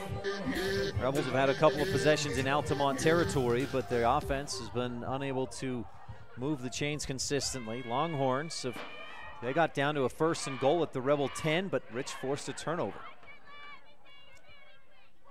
Second quarter, 7:30 left. Huffner was planning to start this game, Reagan Huffner, but he's on the sidelines, padded up and ready to go, but has not been in yet. Jessen with a 1st and 10, turns and gives to Farnsworth. He breaks another tackle, dives forward to the 35 of Rich. That'll be a gain of about 8. And Farnsworth, not real tall. Let's see, he's listed at 5'7", 150. And he's like a little Maurice Jones-Drew. Just a small little bowling ball, breaks a lot of tackles, low center of gravity, tough to bring down. Picks up 8. 2nd down and 2. Jessen under center. Takes the snap, fakes the handoff, then looks over the middle, and he's wrapped up, heaves it downfield, and just misses Cooper Rust. Great job by Jessen to elude the pressure long enough and some good strength to release that pass and get it in the area of Cooper Rust. Incomplete. Jessen 0 for 2 so far in this game. 3rd down and short for the Longhorns. And umpire had the ball back at the 37, then they put it at the 36. Oh, yeah, 35 is the line of scrimmage. Here's the snap, give to Sheets left side. He's wrapped up, breaks the tackle, still on his feet inside the Rebel 20, finally wrapped up and brought down. Sheets goes all the way to the Rebel 18-yard line. He'd gone from his last 2 carries -3 and 1 yard, but this one, a big gain to the Rebel 19-yard line. 16 yards and a first down. Sheets with 42 yards on 8 carries. Longhorns knocking on the door inside the Rebel 20 with 6:40 left in this T7 Propane and Woodruff second quarter. Jessen, snap, fakes one way, gives to Farnsworth the other way, and Taylor wraps him up and brings him down. A gain of 2 or 3 down near the 16-yard line. A gain of 3, it was second down and 7.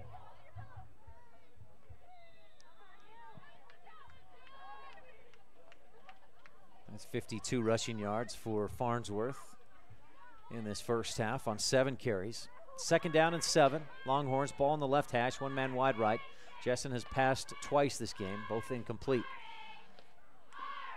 Long count, takes the snap, give to Sheets up the middle, and Carson drives forward. He's wrapped up and taken down pretty quickly, but such a quick dive right up the gut, and before you can react, he's already got a couple yards. He takes it inside the 15 to the 13-yard line. 3 more yards for Sheets. Puts him at 45 yards on 9 carries. Rebels send Trayson Lutz back into the ball game and see if they can get a stop here on a 3rd and 3. Longhorns at the Rebel 13-yard line. Ball left hash, 5.5 left to go in the second quarter. No score. Stacy's repair scoreboard, couple of blanks, couple zeros.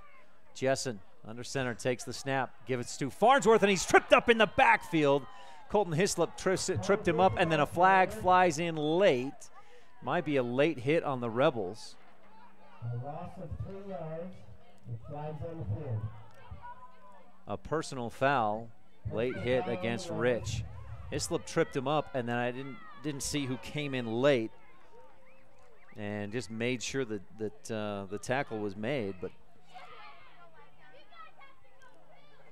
that'll move the chains for Altamont, the personal foul. The play results in a first down. With the ball on the 9-yard line. 9 yards and goal to go. Boy, they brought Farnsworth down clear back around the 18.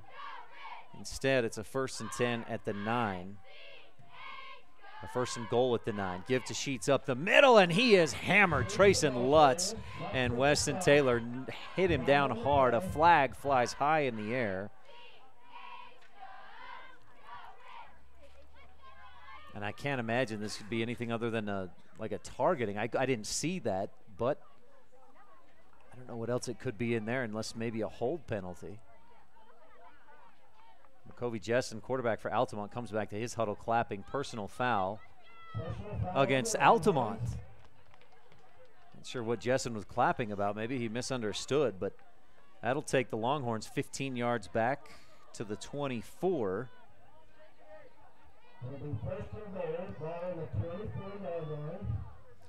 It's 24 yards in penalties against Altamont. Rebels with 2 penalties for 27 yards.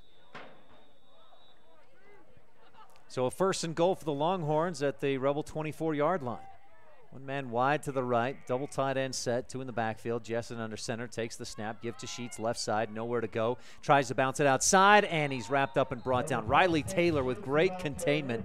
Taylor, starting today in place of Reagan Huffner, did exactly what he needed to do. Contains Sheets around that left side, and actually it was a loss of 1 to the 25. Sheets came in averaging 9 yards per carry. He's at 4.4 so far in this game, 44 yards on 10 carries. 2nd down and goal to 25. Jessen, quick give, left side. Farnsworth, not much room. He drives forward to about the 22, maybe 3 yards on the gain. They'll spot that at the 23, so a 2-yard gain. Farnsworth has been fairly effective, most of it on a 20-yard run, but he's got 8 carries for 54 yards in the game.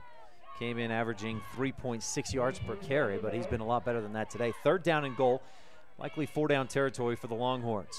1 man wide to the right. Jessen fakes a pitch. He's being pressured, throws right side, and Kyler Wilson had the best shot at that pass that was thrown high and outside, and I think Jessen realized it and threw it away, but in the area of his intended receiver to make sure he didn't get called for the intentional grounding. So a 4th and goal at the Rebel 23-yard line.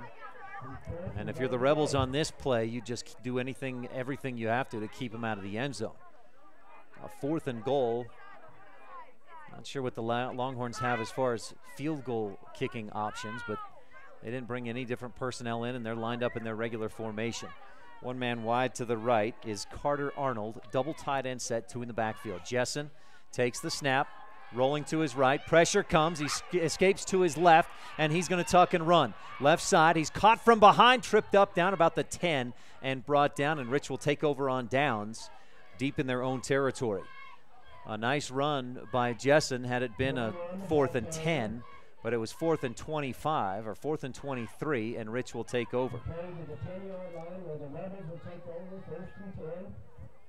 So a 13-yard gain by Jessen. But Rich takes over with 2:41 left to go in this T7 Propane and Woodruff second quarter. Rich from their own 10-yard line. Invite you to stay tuned for our T-Bar-S Body Shop halftime show. Huffaker from the shotgun, his own 5-yard line, takes the snap, looks right, fakes the throw, now goes deep for Trineri on the right sideline, and Kaysen can't make the catch. Tons of contact by Carter Arnold. He had his hands all over Trineri from the first pump fake and all the way down to about the 40. May have been reciprocal. Trineri may have been pushing and shoving as well, but boy, it looked like enough contact that wouldn't have been surprised to see a pass interference call. Second down and 10. 2:16 left to go in this second quarter. Rebel volleyball tonight in action at North Summit. Varsity scheduled to start at 7:30. Coach Justin Grohl takes a timeout. And we'll keep it right here. No score on the Stacy's Repair scoreboard. 2:16 left in the T7 Propane and Woodruff second quarter.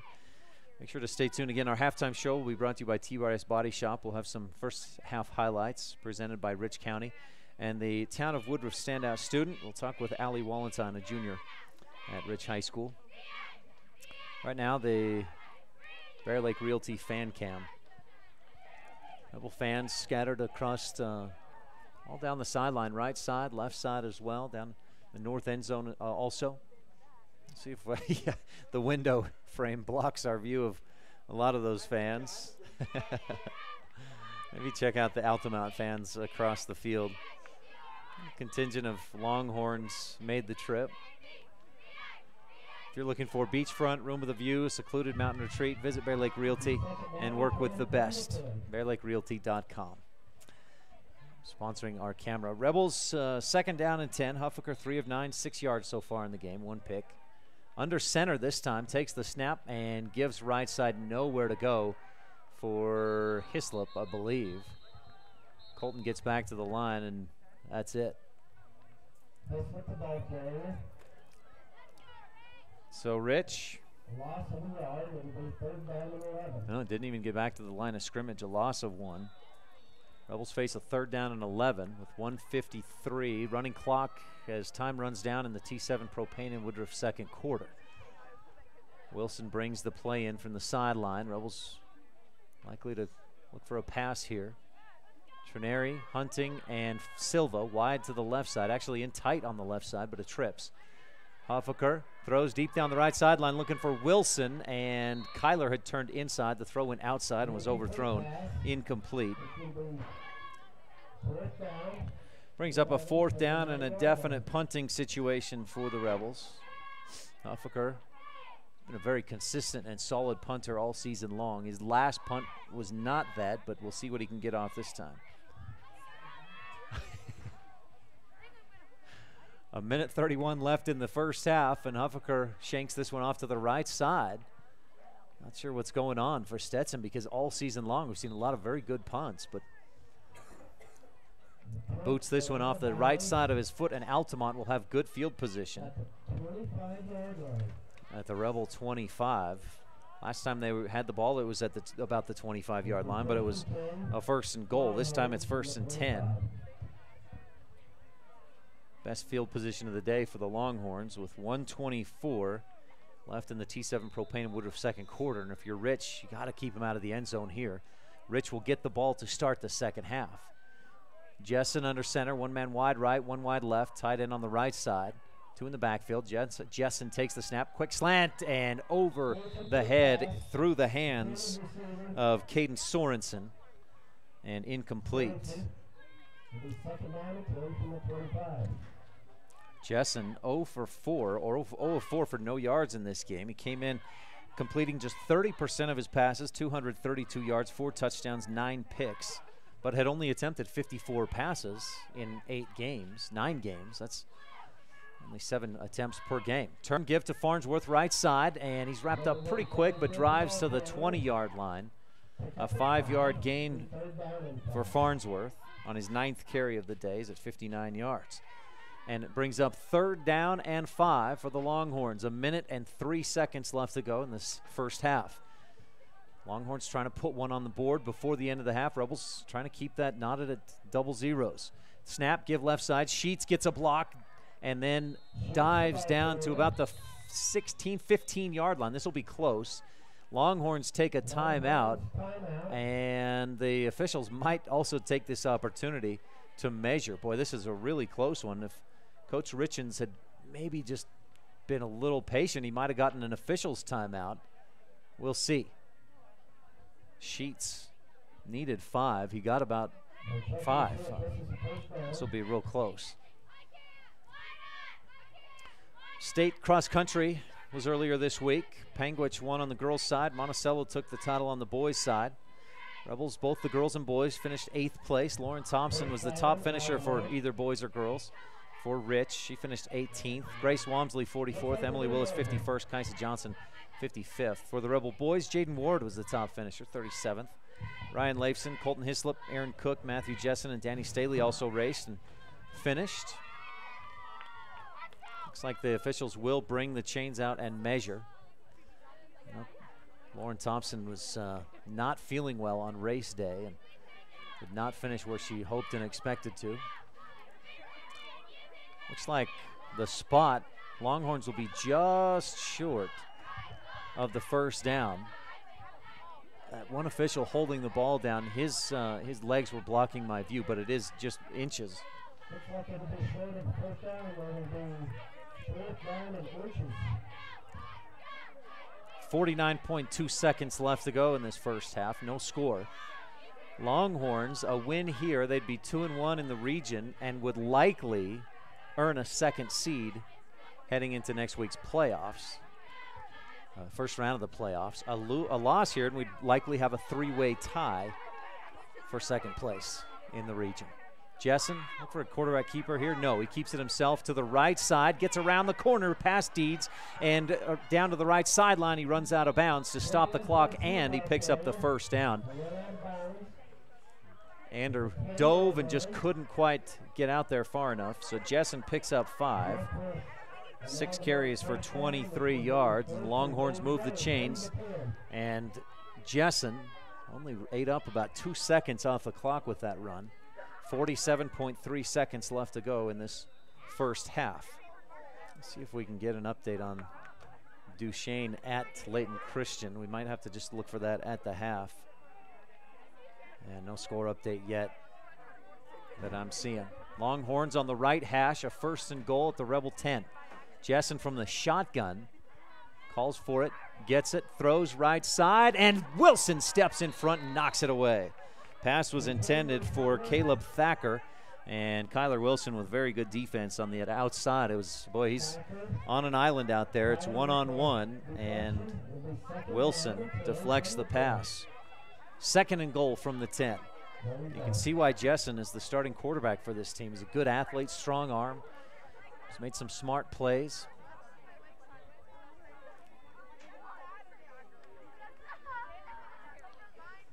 Jaden Grohl checks into the game. He was told he forgot his regular jersey today, so he's wearing number 37. Jessen again in the shotgun. Altamont switching spots with their receivers. One wide left, one wide to the right side. Sorensen wide left. Ball on the right hash. Jessen looking to throw. Breaks out the left side, and he's going to try to run for it. Tries to break a tackle, trying to get past Huffaker, then shovels it ahead. It's caught down about the 2. Rebels make the tackle there.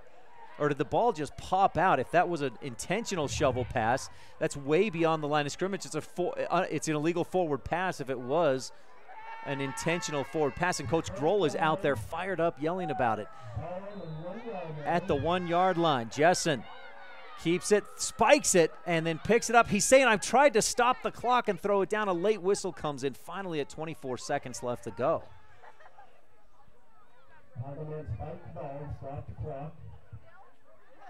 I'm not sure about that that forward. Did he purposely shovel that? Is that what it looked like to you guys? How was that not an illegal forward pass? He was, I mean, there's no question he was beyond the line of scrimmage. That was the 10. He was down about the 4 or 3 yard line when he tossed that thing forward. Brings back memories of was it 1992 state championship game? The Rebels lost to North Summit. Did you say yeah? Maybe 91 maybe. They did do a shovel pass, and it was incomplete. The officials called it a fumble, and it changed the outcome of the game. All right, a 3rd down and goal, and the officials stop the clock for a moment. And they'll have a quick discussion. Our second quarter is brought to you by T7 Propane in Woodruff. For all your propane needs, 435-793-4208. I'm still just totally lost on that. I mean, I'm a long ways away, and I got bad eyes, but that looked like a forward pass from Jessen, way beyond the line of scrimmage. McCovey sends a man in motion, takes the snap, dives forward, and he's in. Touchdown, Altamont. No official signal yet, but there it is. The line judge on the Altamont sideline comes in, calling touchdown. Some after the whistle extracurriculars, both teams pushing and shoving a bit. And Jessen a bit slow to get up off the turf. He rolls over and stands up.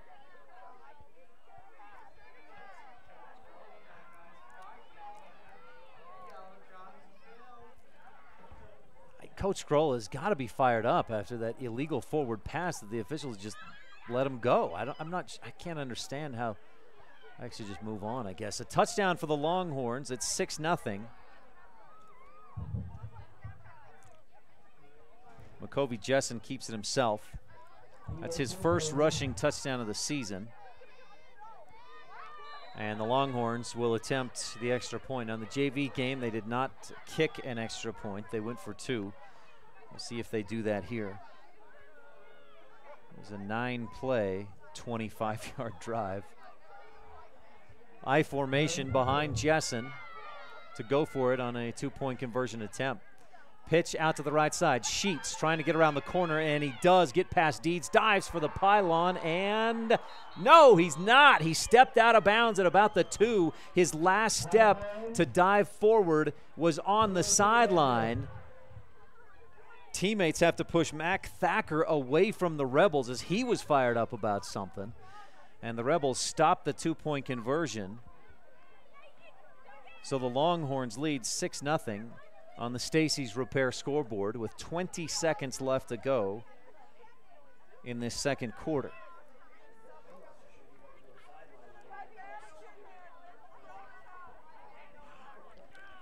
(6-0) Longhorns.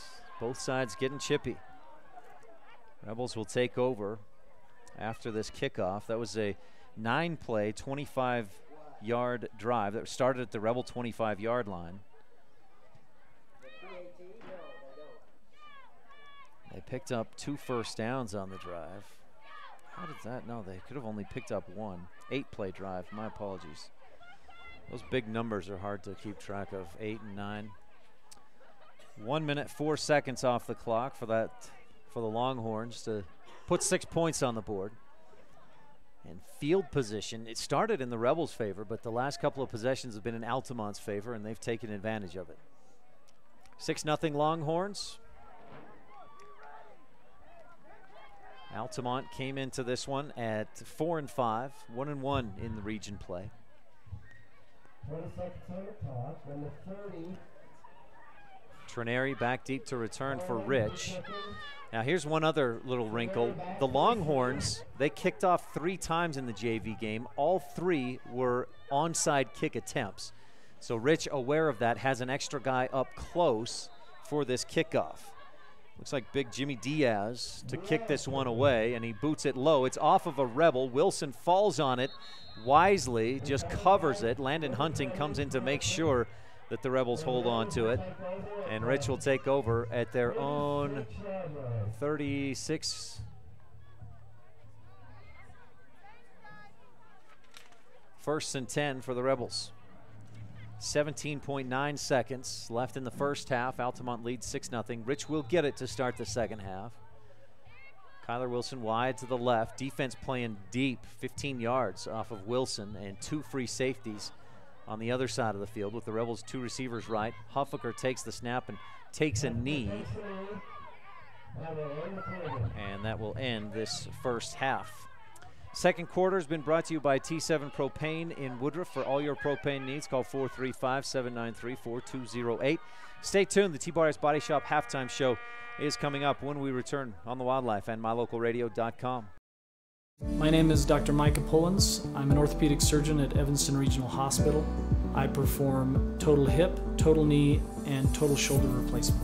The huge majority of patients of mine that have undergone total joint replacement have been dealing with pain and disability for many years. After joint replacement and recovery, patients are back to doing the activities that they want to do.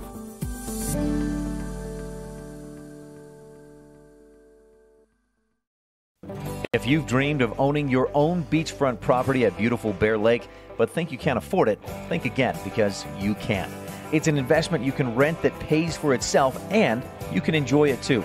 Realtor Gary McKee and the team at Bear Lake Realty can help make your dream come true. Visit with Gary today, because you'll never know unless you ask. Bear Lake Realty in Garden City. Visit bearlakerealty.com.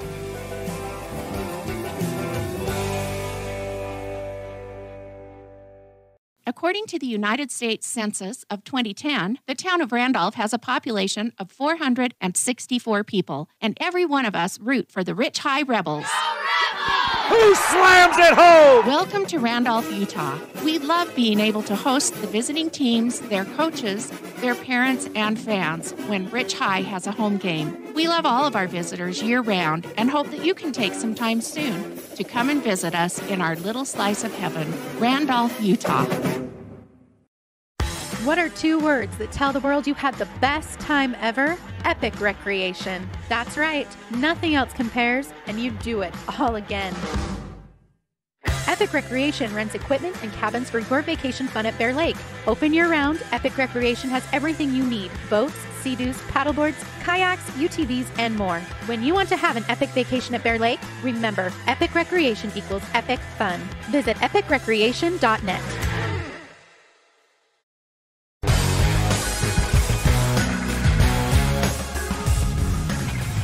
Welcome to the halftime show, brought to you by T-Bars Body Shop of Evanston. Rebel drill team performing here at the half. The Longhorns lead 6-0. Both teams flirted with more points. Altamont got inside the Rebel 10 twice and scored the second time. 2-point conversion failed, but the Longhorns lead by a touchdown on the Stacy's Repair scoreboard. Our halftime show is brought to you by T-Bars Body Shop of Evanston. Let T-Bar fix your car. We'll take a quick break and be back with some first half highlights brought to you by Rich County, Rebels with a championship cause. Back after this on the Wildlife and mylocalradio.com. I think another good name for Matt Rex, the owner of T-Bars Body Shop in Evanston, would be the Anger Eraser. I came out to the parking lot to find a ding and scratch. I was so angry, I went to T-Bars Body Shop to get a quote and met Matt Rex. He said they would fix it, and he'd even talk to my insurance company. When I picked up my car, it looked great. No stress, no hassle. Matt's friendliness and quality service erased all my anger. When your car gets bunged up, don't get angry. Just let T-Bar fix your car. Dr. Dog. The other day, I was at the dog park and ran into Keegan, the Irish setter from up the road. When we smelled hello, I was surprised because he smelled like delicious roasted duck. When I asked if he'd been hunting, he said nein, he had been to see you. Yes, Mr. Hans German Shepherd, I'm recommending Canine Superfood Advanced from PetMinerals.com for all my canine patients. The powder mixes with your dog food to create a delicious duck-flavored gravy. Order your Superfood Advanced from PetMinerals.com today.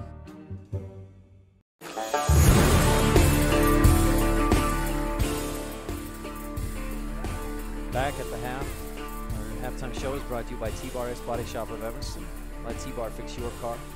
Let's take a look at some first half highlights presented by Rich County. Rebels with a championship cause as we watch the Rebel cheer squad performing.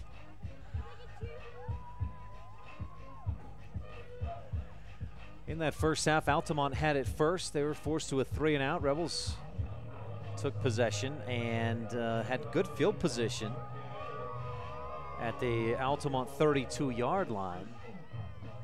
But Rich couldn't get anything going, turned it over on downs. Altamont on their next possession drove all the way down to the Rebel 12, or got to the Rebel 10-yard line. It was a 1st and goal. But then were pushed back on a couple of penalties, and then a run by Carson Sheets. The Rebels stripped it away, took it over at their own 7. Rich put together what started to be a nice drive, picked up a couple of first downs, got near midfield before an interception by McCovey Jessen turned the other way. Then Rich forced a fumble, 2 first half Station and Randolph takeaways by the Rebel defense. Station and Randolph here for your convenience needs. But Rich, after that fumble, was forced to punt the ball after 1 first down. Altamont then got it again down to the Rebel 10 before turning it over on downs.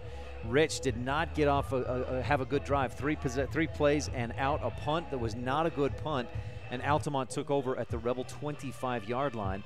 And 8 plays later, McCovey Jessen punched it in on a 1-yard touchdown run.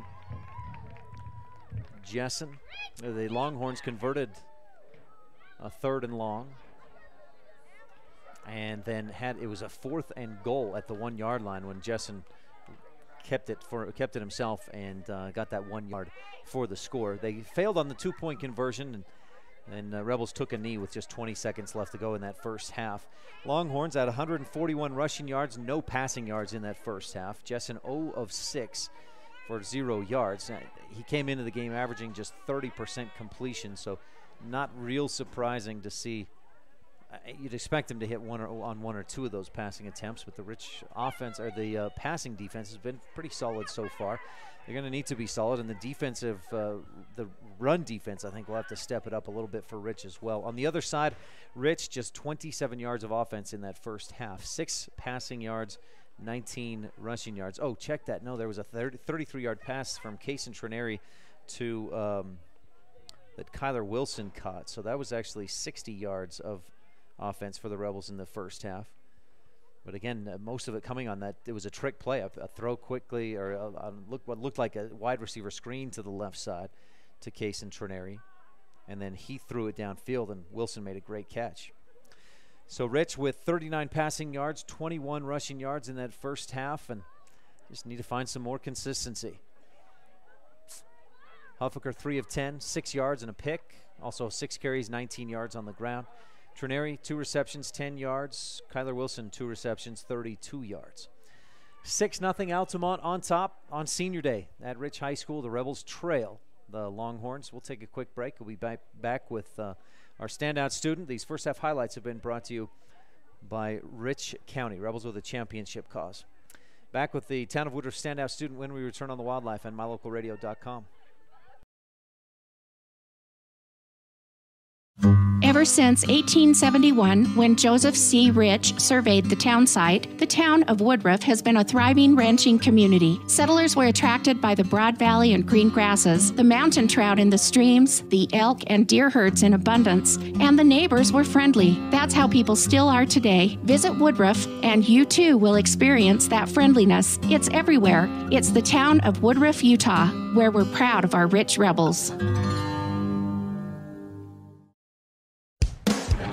Rolene Kennedy at Auto Farm Castle Rock Chevrolet in Evanston is Rich County's representative. As a mother and grandmother of Rich High graduates and current students, and a longtime resident of Randolph, Rolene is familiar with your needs and will work to provide you with the best customer service in the industry. The next time you're looking for a new car or truck, think Rolene Kennedy at Auto Farm Castle Rock Chevrolet in Evanston. We're a different kind of dealer. Play hard and go Rebels.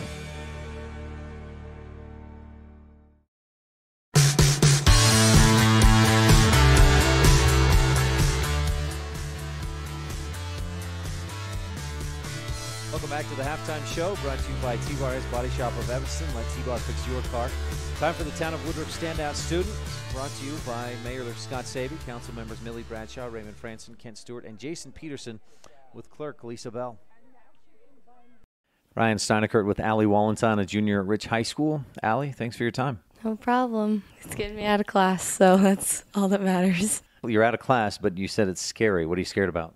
I don't really like talking in front of people, and so it's weird not like it's having to listen to me. So how does that work out when you're like on the volleyball court and you got 100, 200 fans hanging out watching, cheering for you? I kind of zone them out. Like I just try to focus on my game and focus on my team, I guess. You're not talking to them. You're just playing ball. Yeah, pretty much. Like we're just kind of there for our team and the coaches, and that's kind of where we are as a team. How do you feel like the season's going? I think we've been doing pretty good. I think that we could have done better. Like we could have definitely got first in region, but since now that we have second, we won't meet Pingwidge until the finals, so that makes it a little easier down at state. You're looking ahead because in that bracket, you might have to face Milford, which you lost to at Richfield. You probably face Monticello at some point. If you get to them, it would be in the semifinals, right? Yeah, but I think we can do it as a team, especially how we've gone from just this little young team that didn't really have any varsity time to how we've all been playing together, especially this last weekend.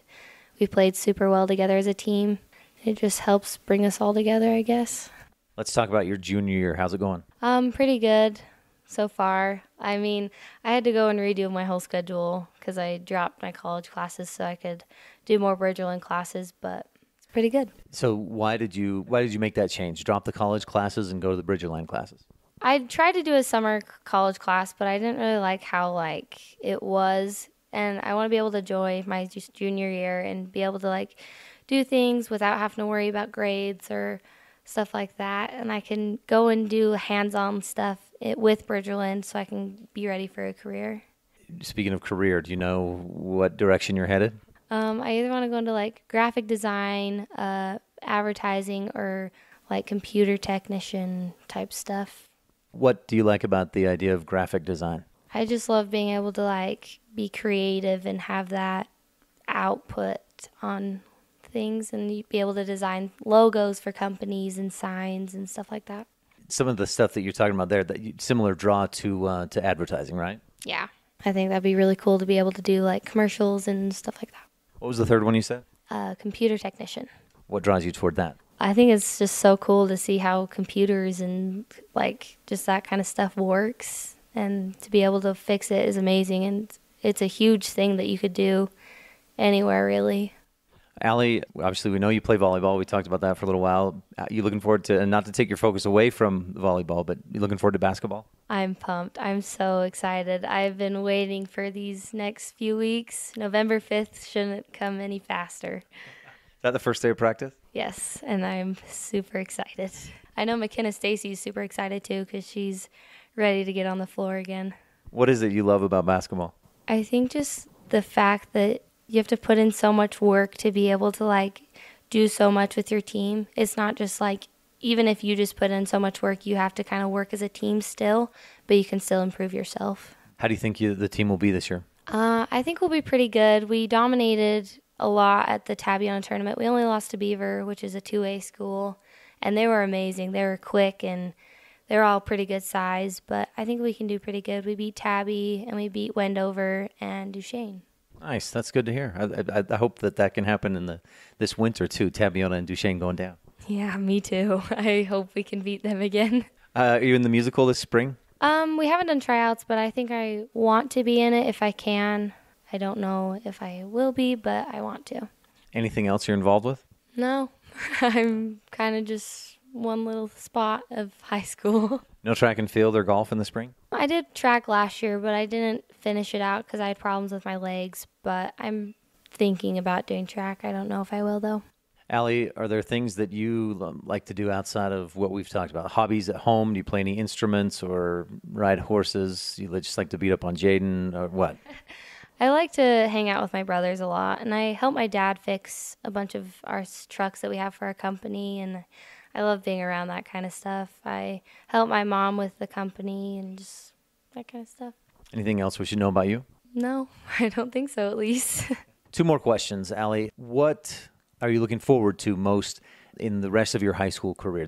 Obviously this year and next year. I'm looking forward to being able to create these memories with my classmates and get closer with them. But I'm also really excited for sports because I know that we'll be able to get a championship because I know that we'll be able to grow that much in just these 2 years and we'll be able to get one. I hope to be here for that. That's exciting. Oh, you will. It'll happen. I know that for sure. What's the best thing about being a Rich Rebel? Definitely the school spirit. I think how, especially since on Saturday, there's that many people who came just for a Saturday game that lasted an hour to an hour and a half. It was amazing to see them all there. Allie Wallenstein, a junior at Rich High School, thanks so much for your time. Good luck with the rest of this volleyball season, and I look forward to the state championship you guys get within the next year and a half. Thanks. Thanks, Allie. This has been the Standout Student featuring Allie Wallenstein. We're getting ready for the Town of Randolph third quarter.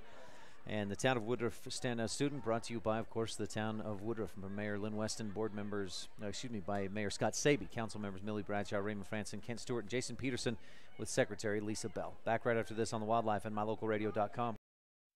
Most of our limits we have in life come from the walls in our own mind. The town council and citizens of Lake Town, Utah celebrate all students and staff in the Rich School District. Learning and education will help make that wall in your mind shorter, so it is easier to jump over. We encourage every student to reach their full potential through hard work, continued education, and focus. Go Rich Rebels! When you hit the bullseye playing darts, it's a great thing. When a rock hits your windshield and creates a bullseye, it's a bad thing. A small bullseye in your windshield can grow into a monster crack that covers the whole window. T-Bar Body Shop in Evanston fixes rock chips. If the rock chip in your windshield has already grown into a giant crack, T-Bar Body Shop can fix that too. When it comes to window repair or replacement, make sure you always hit the bullseye. Let T-Bar fix your car. Call us today, 789-2639.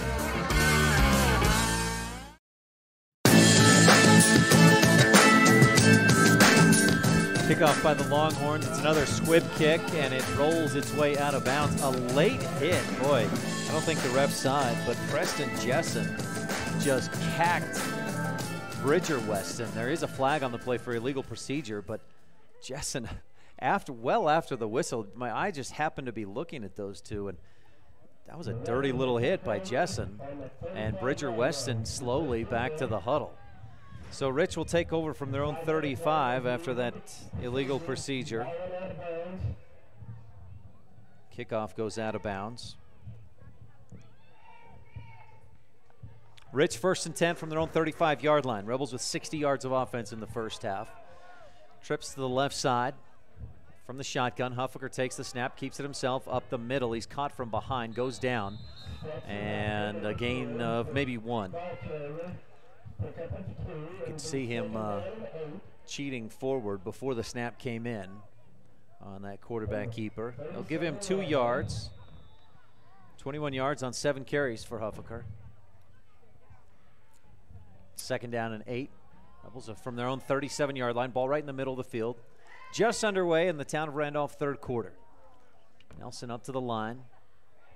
Takes hold of the football. Huffaker under center this time with a trips right. Altamont showing pressure, and 3 or 4 guys moved early. 1 definitely into the neutral zone. Flags from both line judges on the Altamont side and the Rebel side. This will be an offsides on the Longhorns.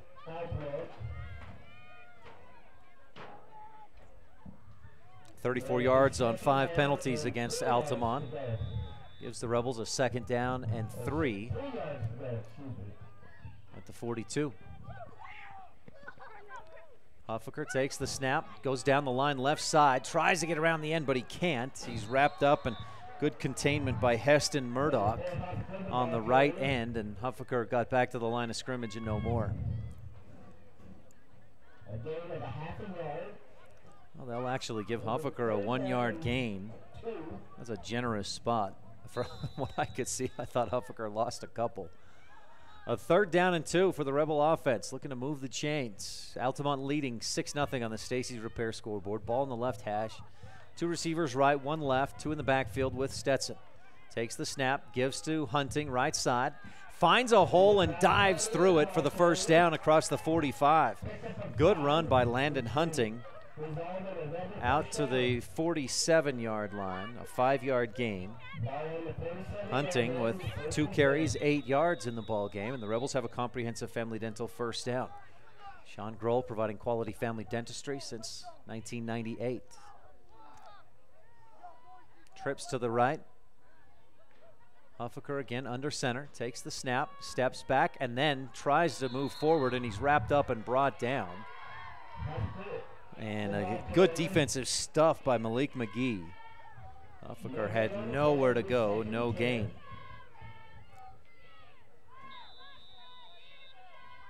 Nine carries, 22 yards for Stetson.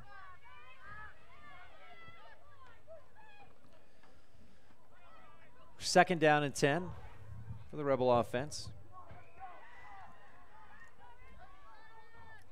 Huffaker takes the snap, again was under center, runs to his left, and he's wrapped up and hit down at the 45. That'll be a loss of 2.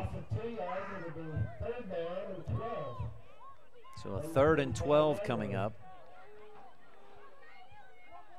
Back at the 45-yard line. Ball in the left hash. Hunting brings in the play. 9 minutes left to go. 3rd quarter brought to you by the town of Randolph. Good luck from Mayor Lynn Weston, board member Sim Bell, Brian Wires, Larry Kennedy, Melanie Lim, and clerk Lana Peart. Rebel volleyball tonight in action at North Summit. Varsity scheduled to start at 7:30 tonight. 2 receivers right, I formation in the backfield. Huffaker back looking to throw. Pressure comes, and he throws the screen looking for Hislop. Somehow shoveled it through the defense, but incomplete. Had Hislop made the catch, he wouldn't have had any room to run. The Rebels lost a half a yard. Nope, they replaced the ball, and Rebels didn't lose any yardage on that incompletion. Huffaker will boot this one away, and this time gets off a nice punt. Bounces an Altamont bounce, or a Rebel bounce at the 20, and the return man will just let that roll down inside the 10. John Johnson playing that real safe and conservative. And the Rebels punt it away after 1 first down. Altamont takes over 1st and 10 with 8:26 left to go. In this 3rd quarter, Altamont from their own 9. And the Longhorns lead 6-0 on the Stacy's Repair scoreboard. Coach Trent Richens, the Longhorns coach, told me in the pregame show that his defense, he felt like he got a pretty good defense this year, and so far, yeah, they've been pretty good. Rebels have not been able to get more than 1 or 2 first downs on a drive. Give left side, Carson Sheets, a block in the back. Kyler Wilson tried to turn and get back to it. Finally broke around that blocker as Sheets gets out to the 25. No flags on the play, and a big gain of 16 yards for Sheets on 1st down. Sheets with 65 rushing yards on 12 carries. That's his biggest carry of the day. He had 1 other of 16 yards as well. Longhorns move the chains. 1st and 10, ball in the right hash. Altamont attacking left to right. If you're watching online at mylocalradio.com. Jessen under center. Line down. Rebels showing some blitz or some pressure from the right side, and a whistle, a dead ball. Rebels had this play stuffed, and a flag down on the far sideline, the Altamont Longhorn sideline, and it's a false start is the indication from the line judge. Referee gives that same. Legal procedure, false start, 5-yard penalty. Makes it 1st and 15. Longhorns, ball on the right hash. Trayson Lutz playing through some neck pain. Was taken off in an ambulance last week at Layton Christian right before halftime. He said he's feeling pretty sore. He's pain in the neck. That's what my dad always used to say to me. I don't know why, if there's any correlation there, but Jessen calls for the snap and gives left side. Sheets fights his way out to the 25, and the Rebels wrap him up and bring him down. A strong, hard tackle. And Sheets showing some good sportsmanship. Helps Deeds up off the turf. A 5-yard gain for Carson. The junior is at 70 yards on 13 carries in the game. 7:36 left, third quarter, brought to you by the town of Randolph. A 2nd down and 10 for Altamont. 2 receivers out wide to the right this time. Caden Sorensen and Caleb Thacker. Twins out on the right sideline. Thacker gets positioned, and Jessen steps back looking to throw. Taylor's on him, and Jessen throws it away. He had Carson Sheets in the area. Rebels asking for a intentional grounding, and a late flag comes in. Look, I don't think the one against Rich was intentional grounding. I definitely don't think that was intentional grounding. McCovey Jessen had Ben Sheets within about 3 yards of where that ball hit the ground. And isn't the rule that you got to have somebody within 10 yards? That's not intentional grounding, guys. Come on. Jessen 0 of 7 in the ball game through the air.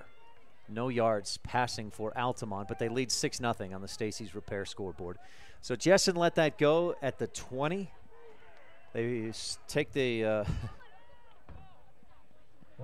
march it off 5 yards. Back to the 15. And it's 3rd and 20. Loss of down. Give to Sheets, left side. He breaks a tackle, still on his feet. Out across the 25, finally tripped up and brought down. Good solid gain for Sheets, but it won't be enough to move the chains. Deeds a bit slow to get up. I know he's got a lot of pain in that right elbow. He told me if he even rotates it in any way, it cramps up. Playing through that pain. Sheets got out to they'll spot it at the 27. A 12-yard gain, and that puts Carson Sheets at 82 yards on 14 carries. Kyler Wilson and Landon Hunting back deep to return what is likely to be a punt on 4th and 8. Altamont struggling to get the right personnel in there. They finally do, as Braden Montgomery runs in off the sideline. They get the snap. Good snap. The boot is away, and Wilson calls for the fair catch at the 40. So Rich will take over with decent field position. 6:18 left to go in the third quarter. Brought to you by the town of Randolph. Rebels from their own 40-yard line. A 1st and 10. Defense did its job. Rebel offense looking for some production here and some consistency. They picked up 1 first down on that last possession. See what they can do here. Trailing 6-0 midway through the third quarter. A win, and the Rebels would likely put themselves in a 3-way tie for 2nd place in the North region. Trips to the left. Huffaker takes the snap. Give to Hislop up the middle, and initially a nice big hole, but it was broken up by Cooper Rust, and Hislop only picks up about 2. Rust got a low tackle, and a nice play by Cooper Rust. I believe a defensive end, no, middle linebacker for Altamont. So Hislop picks up almost 3. Out close to the 43-yard line. 2nd and 7. Trips again to the left. One man wide right. Huffaker in the shotgun. Takes the snap. Another give to Hislop. This time he's got some room across the 50, 45, and he's tripped up by John Johnson in Altamont territory. Hislop took a hard fall. Johnson hit him in the knees on the tackle. It was a good open field tackle by Johnson, and Hislop marked or spotted down at the 45. Hislop with a 12-yard gain. And the Rebels pick up a 1st down. Comprehensive Family Dental, Dr. Sean Grohl, 1st down. Trips again to the left. Hislop on the left hip of Huffaker. Stetson takes the snap, keeps it himself, starts right side, and he's wrapped up and driven back. No room. Mac Thacker, a 6', 240-pound sophomore, Didn't let Stetson even get back to the line of scrimmage. A generous spot to put that back at the line at the 45-yard line. So no gain on the play. Huffaker 11 carries, 20 yards on the day. And the Rebels trail 6-0 on the Stacy's Repair scoreboard. Under 5 minutes to go in this Town of Randolph third quarter. Trips left. Stetson from the shotgun takes the snap, give to Hislop again, left side. Colton breaks a tackle, and then he's horse-collared from behind. Several Rebels asking for it, and boy, you saw Hislop get ripped down from his back collar, but no flag comes in. So a 1-yard gain for Hislop on what should have been a horse collar tackle. What was a horse collar tackle, but not penalized. 3rd down and 9. And the reason that that's a penalty is because of the danger. It's like a face mask, dangerous for the person being tackled. 3rd down and 9. 2 receivers right, 2 left. Give to Hislop again up the middle. Hesitates and then dives into the line. Gets down about the 41. A gain of 2 yards. Looks like they'll spot it closer to the 42-yard line. Yeah, right at the 42. 2-yard gain for Hislop. 5 carries, I believe his season high on carries in a game. The Rebels just have not tried to run it a whole lot this season. 4th down and a long 6. We'll call it 7 for the Rebel offense. Huffaker in the shotgun, takes the snap, looks left, throws right. He's got Trineri, makes the catch, running to his right. He's wrapped up, nowhere to go, breaks a tackle, can't get past 2, 3, 4 others, and the Rebels will turn it over on downs. Thought that might be the Rebels trying to throw it out again and then have Trineri toss it one more time. But instead, the Rebels go back to the 45. It's a loss of 3.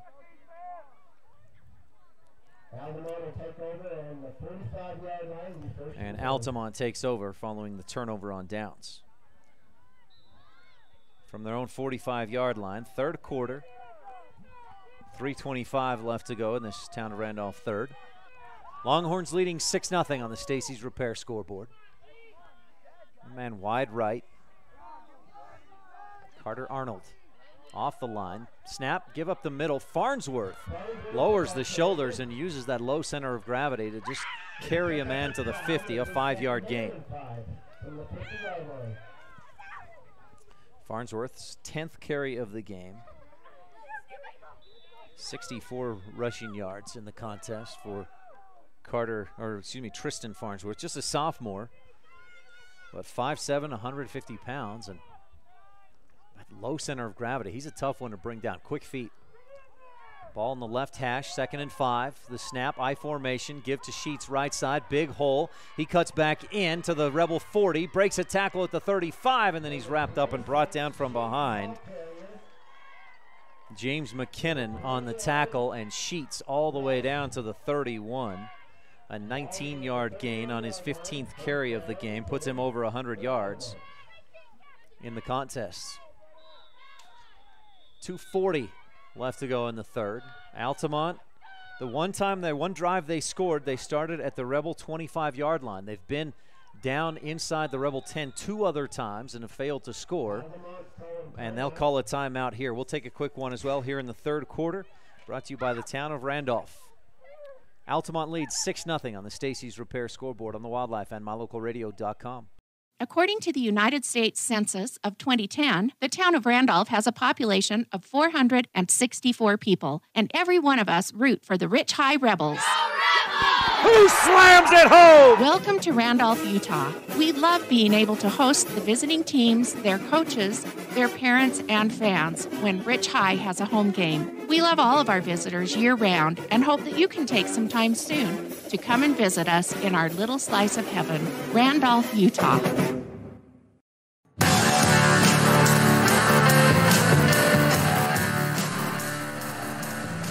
Longhorns took a 6-0 lead with 20 seconds left in the second quarter. They had a short field on that drive, starting at the Rebel 25-yard line. Neither team has scored outside of that one scoring drive by Altamont, but the Longhorns started this drive from their own 45. They got a 1st and 10 at the Rebel 31. I formation behind Jessen, double tight.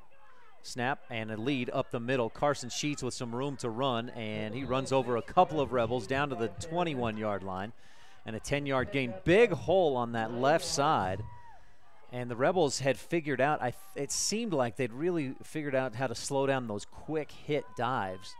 At least they hadn't stopped things, but they'd slowed them down quite a bit. And Altamont has adjusted and gone to a I formation, and it certainly worked on that play. 10 yards for Carson Sheets and a first down. Or a second down, thanks. Just a 9-yard gain. They spotted at the 22. I formation again. Snap, give quickly to the fullback. Tristan Farnsworth gains a couple. Tripped up immediately by Colton Hislop. But Farnsworth gets down to the 18 for a first down.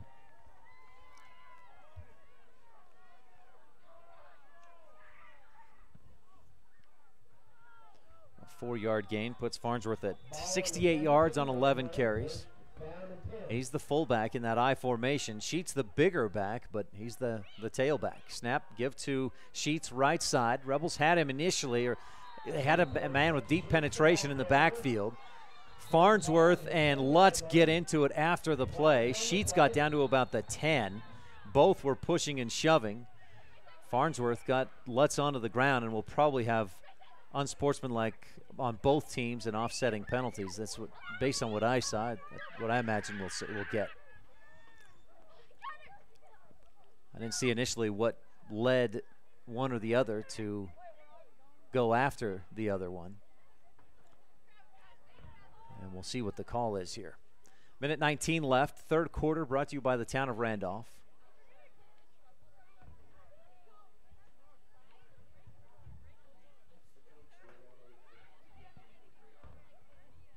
The flag is back at the 24. Personal foul against the Rebels and a personal foul against the Longhorns. Penalties offset.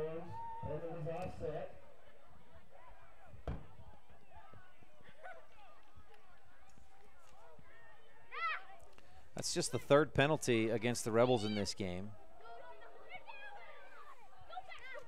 Longhorns with 8 penalties, but just 49 yards. 3 illegal procedures, an offsides, a hold penalty that was only cost them 4 yards.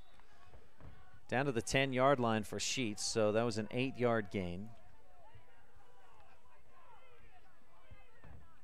Snap, give to Sheets left side, and he is broken up in the backfield. Colton Hislop with great penetration into the backfield. And hits Sheets and brings him down in the backfield. 1 yard and the third down and 3 by on the 11-yard line. So a loss of 1. 117 rushing yards in the game for Carson Sheets. Longhorns lead 6-0, under 40 seconds to go in the third. And Altamont knocking on the door. I formation for a 3rd and 3. Jessen under center. Takes the snap, pitches left side. Look, got Sheets. Trying to get around the outside. Deeds contains, and Jaden Nelson cleans up. Great job on that outside. And was that Deeds or Riley Taylor? It was Deeds playing the right defensive end. And so no gain. And that's a generous spot to say no gain. It was actually a loss of half a yard. Brings up a 4th down. 3 yards to go for the Altamont offense. Looks like they'll call, nope, end of the quarter. Third quarter has been brought to you by the town of Randolph. Good luck from the mayor and board members of the town of Randolph. We'll be back with the 4th and final quarter. Altamont leads 6-0 on the Wildlife and MyLocalRadio.com. Sometimes when you're shopping for a vehicle, you're not sure what you want, so you drop by and look at all the options. Other times you know exactly what you want. At Auto Farm Castle Rock Chevrolet, you can call us or schedule a test drive online. We'll have it ready when you get here. We're here to help you get exactly what you want on your schedule. So whether you want to browse or pre-schedule a test drive, Auto Farm Castle Rock Chevrolet is here for you. 624 Front Street, Evanston. We're a different kind of dealer. At beautiful Bear Lake, skiing, snowmobiling, sailing, and swimming are just some of the fun activities offered to recreationists. The greater Bear Lake Valley offers prime hunting and fishing areas, whether it's trout fishing in the streams or ice fishing for Cisco on the lake, hunting deer or seeking elk along the high mountain ridges. The scenic corner of Utah and Idaho offers outdoor recreation and historical interests away from crowds and high prices. Visit bearlake.org for more information.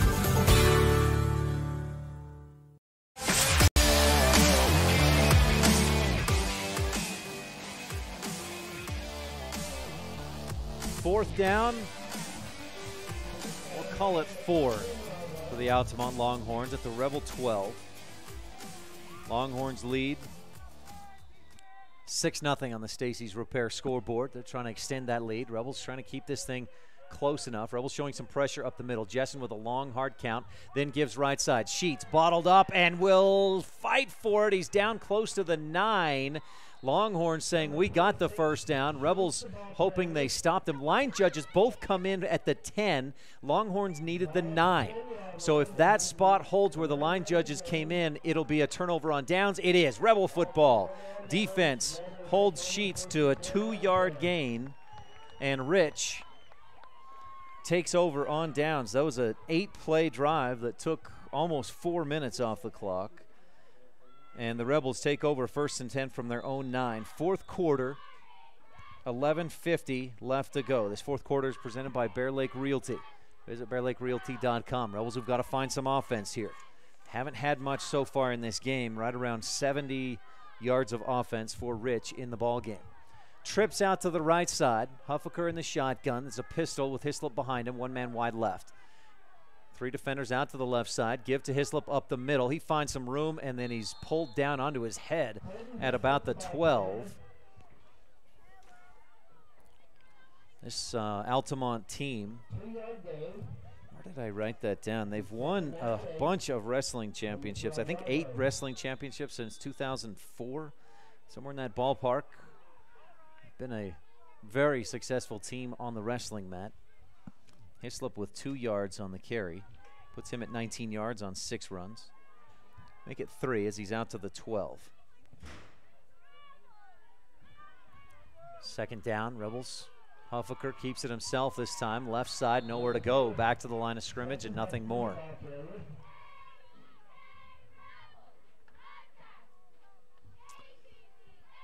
So Huffaker back to the line of scrimmage.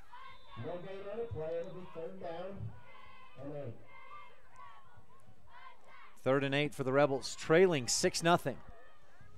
Just over 10.5 minutes left to go in the Bear Lake Realty fourth quarter. Rich, no pro physical therapy touchdowns in this game. Could really use one. Wilson out wide to the left. 3 receivers, trips right. Huffaker takes the snap, fakes the throw. Pressure comes, and he will be wrapped up and spun down. A late face mask as he's being brought down in the end zone. The referee was right there. No flag for the face mask. And they'll say his progress was stopped back at the 1. And I think there was some miscommunication. Huffaker gave a pump fake, and it looked like he wanted one of his receivers to head deep. They didn't go, so he had nowhere to go with the football. And it's a 4th down and long, back at the 1. So Rich will line up to punt this one away.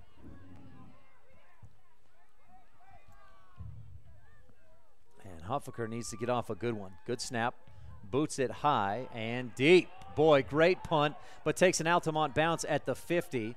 Rolls sideways and then back to a Rebel roll to the 49-yard line.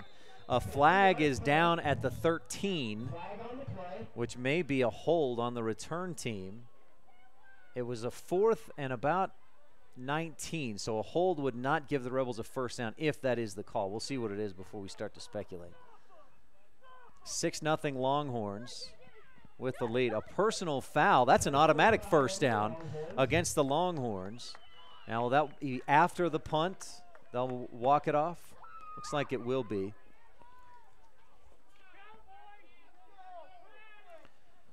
So 15 yards after the end of the punt, which was at the 49-yard line. That was a 50-yard punt by Huffaker. That's 9 penalties against the Longhorns. Starting to look like Ferguson's Raiders out here. Longhorns will take over on the 34-yard line. It'll be 1st and 10. Altamont at their own 34, a 1st and 10. Rebels need a stop here. A long possession by Altamont would almost secure the victory. Bear Lake Realty 4th quarter. Longhorns in the shotgun. Jessen with the running back on each of his sides. 1 receiver wide left, 1 wide right. Give to Sheets up the middle, and he picks his way forward. Tripped up by Deeds at about the 37.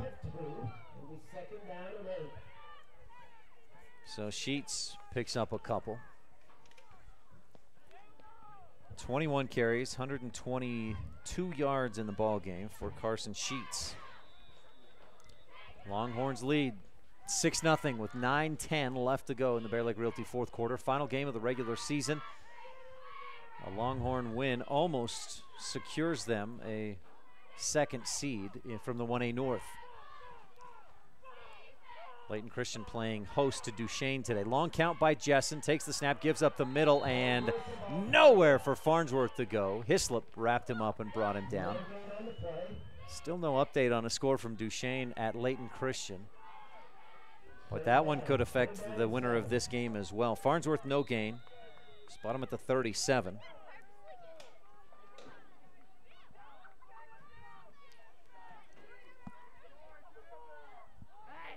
And a 3rd down and 7 for Altamont with just under 8.5 to go. I formation. Look for Sheets to get it here to the right side. He gets it right side and cuts back toward the middle. Lutz hits him, slows him down, and then Sheets is hit pretty hard by Jaden Nelson. Carson back up. Tough running back is Carson Sheets. 5'8", 150-pound junior.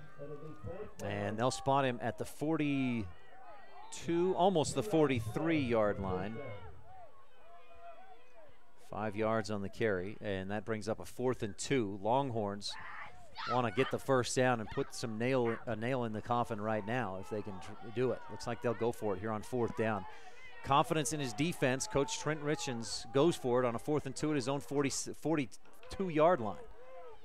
Man in motion. Hard count. Rebels not jumping. Makovi Jessen stops and calls a timeout. Good discipline by that Rebel defense. Altamont facing a 4th and 2, but leading 6-0 on the Stacy's Repair scoreboard when we return on the Wildlife and MyLocalRadio.com in the Bear Lake Realty 4th quarter. Once you've visited the Bear Lake Valley, you'll want to come back many more times. Realtor Gary McKee and the team at Bear Lake Realty can show you ways you can own a piece of the lake. Whether you want a summer home, a lot, a quarter share in a home, or a place to live year-round, Gary McKee is the #1 real estate agent in Bear Lake. Visit with Gary today and learn about all the options you have. Bear Lake Realty in Garden City, Utah. Visit BearLakeRealty.com.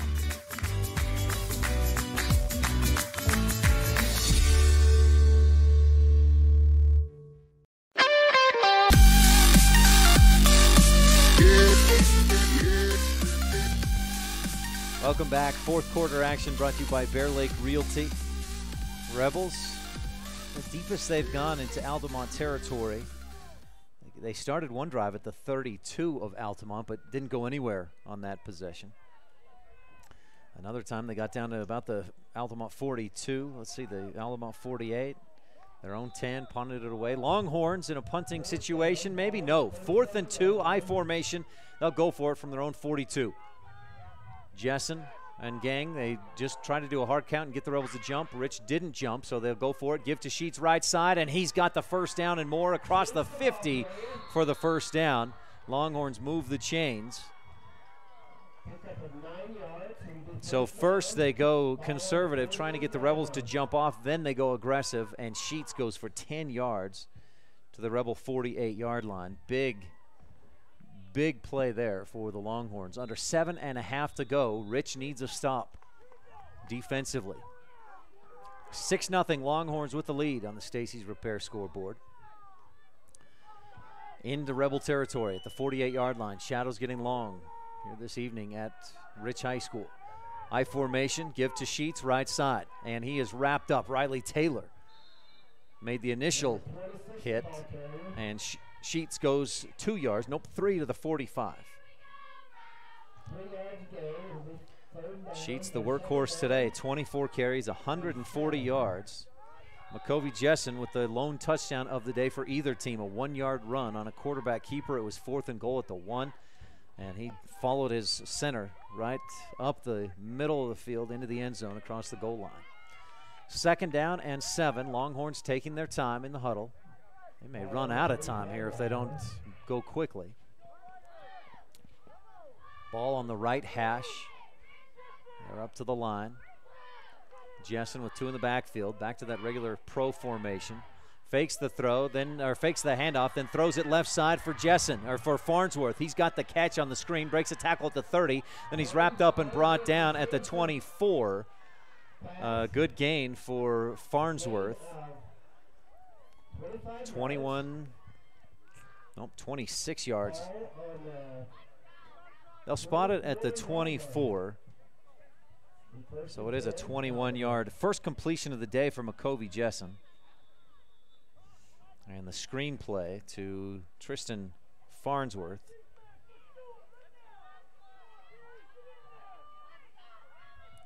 Good for 24 yards and a first down for Altamont.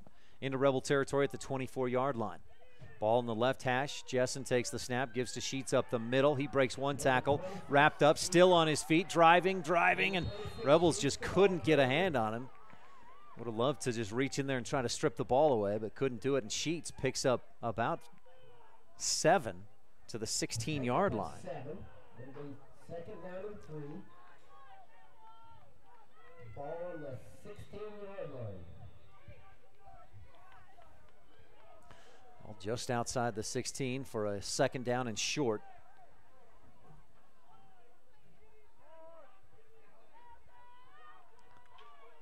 Sheets in motion out to the right side. Farnsworth goes out that way. Sheets holds Deeds as he tries to get out there. Jessen throws for the end zone, just misses.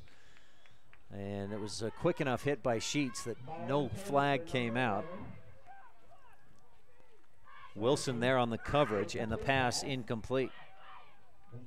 3rd down. Jessen 1 of 9 for 24 yards. 3rd down and 3.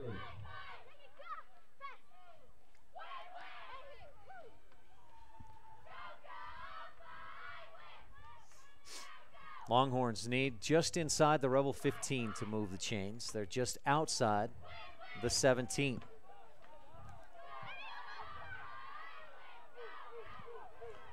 Snap, quick give to Farnsworth up the gut. He stopped initially, second effort, but it won't escape.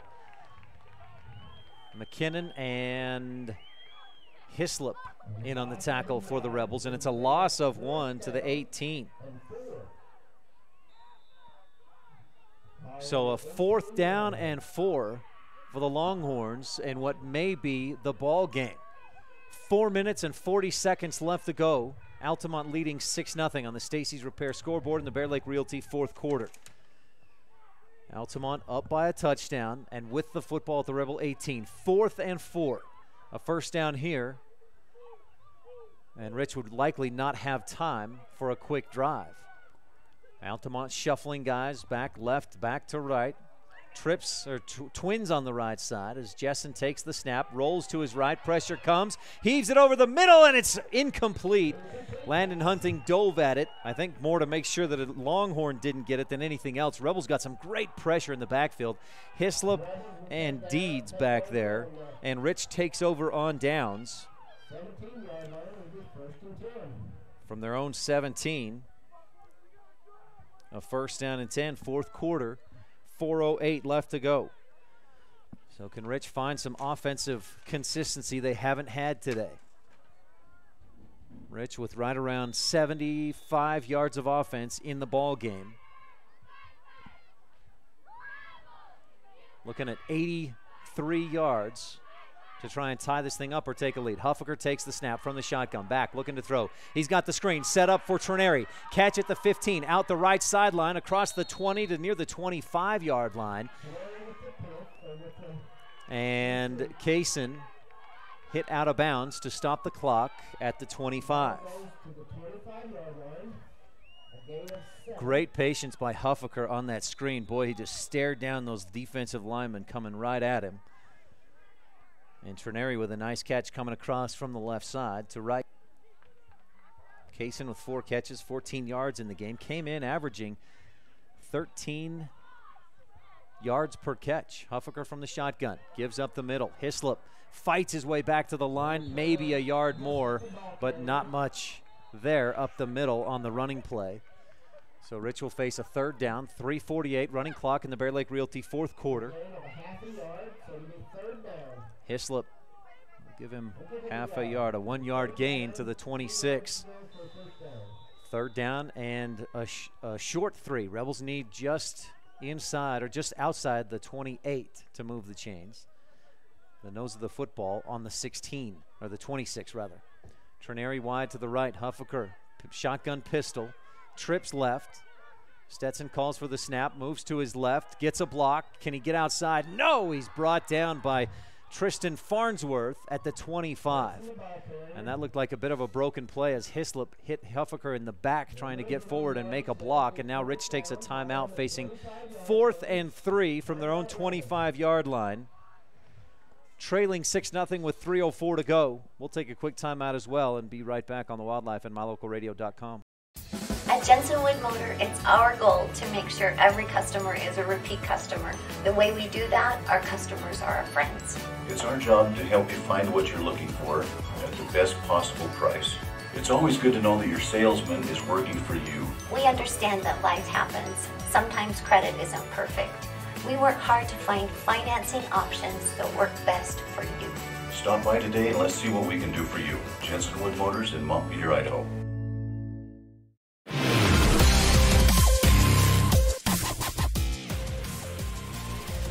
A 4th and 3. Rebels need just outside the 28 to move the chains. Trailing 6-0 on the Stacy's Repair scoreboard. Can Rich get those 3 yards that it needs to pick up a 1st down, move the chains, and keep hopes alive? Again, Layton Christian is hosting Duchesne today, and playoff seeding has yet to be determined. It's still wide open depending on who wins and who loses today. Rebels trips right, ball on the left hash, 1-man left side. Huffaker in the shotgun, 4th and 3. Rolls to his right, heaves it down the sideline. He's got Trineri at the 30, 1st down. Kaysen breaks a tackle, spins out of another across the 35, and it was a wounded duck of a throw, but it got there by Huffaker, so we'll take it for sure. Trineri with some fancy footwork out to the 38, a 13-yard pass and catch. And the Rebels pick up a much-needed comprehensive family dental 1st down. Brought to you by Dr. Sean Grohl, providing quality family dentistry since 1998. 1st and 10 for the Rebels. Under 3 minutes to go in this ball game. Rich trails 6-0. Trips right side. Huffaker in the shotgun. Takes the snap. Looking right. Fakes the throw. Down the right sideline for Trineri. He's got his man beat, and it's in and out of his hands. Tons of contact. 3 defenders there. And Trineri just couldn't quite hold on. That pass was right where it needed to be. And fans on that sideline pleading and calling out for pass interference. They're not going to get it, but there really was a lot of contact.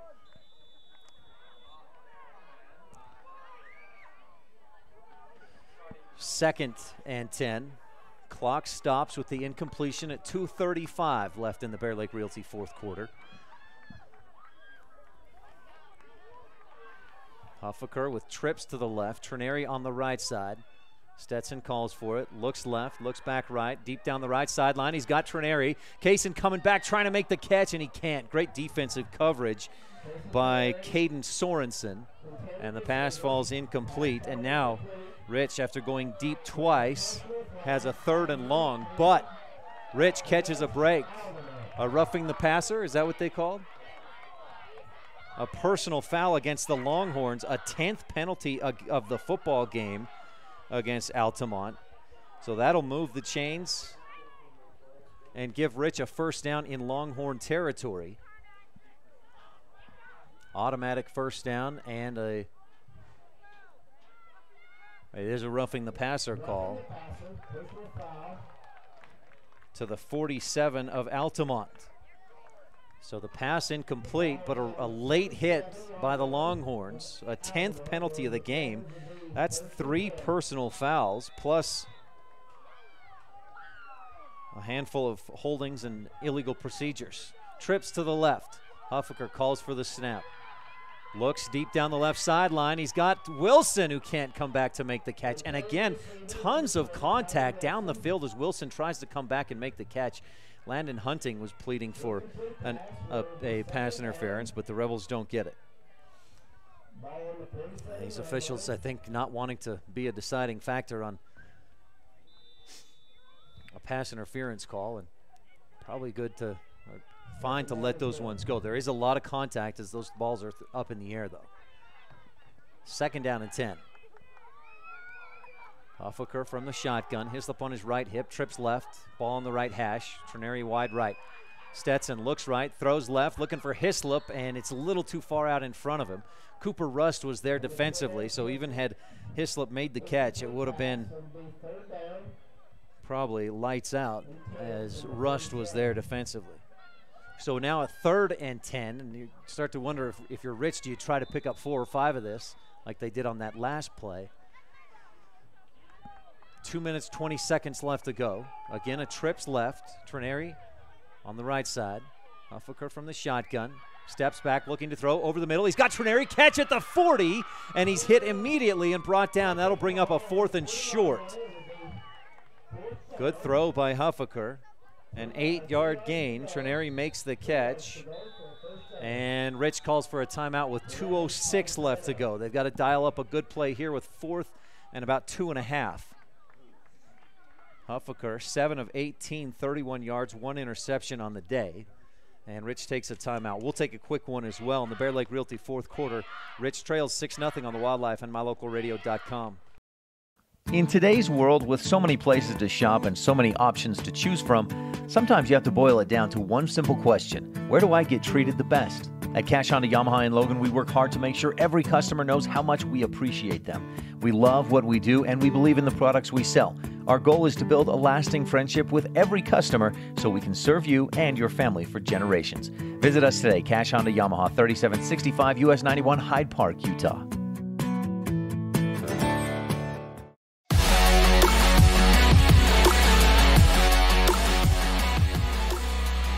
Fourth down and call it 3 for the Rebels to move the chains. Need a comprehensive family dental first down. Rebels trail 6-0 on the Stacy's Repair scoreboard. Bear Lake Realty 4th quarter, 2:06 to go. Trips on the right side. Altamont showing pressure. One man move. Did he move into the neutral zone? An official comes in from the Altamont sideline. No flag, but he's going to come and talk with referee Curtis Larson. And it is offsides. That'll move the chains. Boy, big penalty. Comprehensive family dental first down to the 35-yard line. Rebels have 3 first downs on this drive, 2 of them on Altamont penalties. Longhorns with 11 penalties in this ball game, including 4 personal fouls, 1 that was offsetting. Huffaker from the shotgun, trips right, ball in the right hash, just over 2 minutes to go. Stetson out in the flat, he's got Hislop caught, but Farnsworth breaks it up. Immediate tackle, and a late flag flies in from the Rebel sideline. Hislop didn't gain anything to the 40 on the completion. And a flag came in from this near side, the Rebel left sideline, or the Rebel sideline.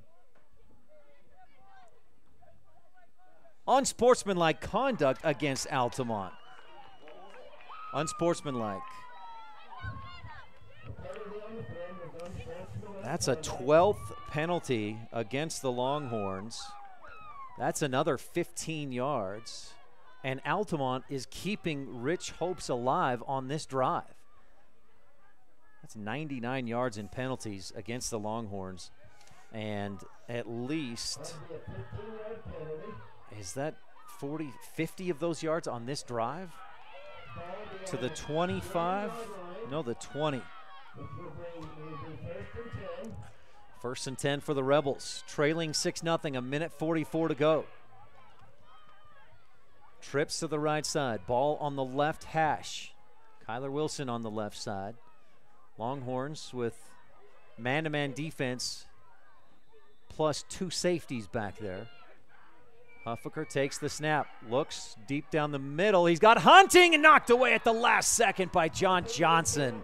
What a read by Johnson. Rebels fortunate he didn't pick that one off. He made a great play, and it'll be 2nd and 10.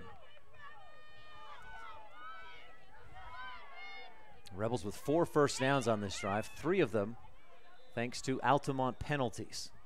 1:41 left to go, which, boy, from the 20-yard line, 1:41 can be plenty of time if you use it right. See if Rebels go for something not quite for the end zone here, maybe something a little shorter. Trips to the right side. Nobody on the left except tight end, Kaysen Trineri. He goes deep for the end zone. Huffaker looking for him, and does he make the catch? No, again, all kinds of contact and no flag.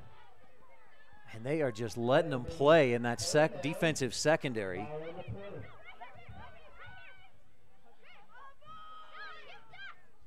So a 3rd down and 10 for the Rebels at the Altamont 20-yard line. And Rich has gone deep, gone deep, gone deep. Keep going for that big shot.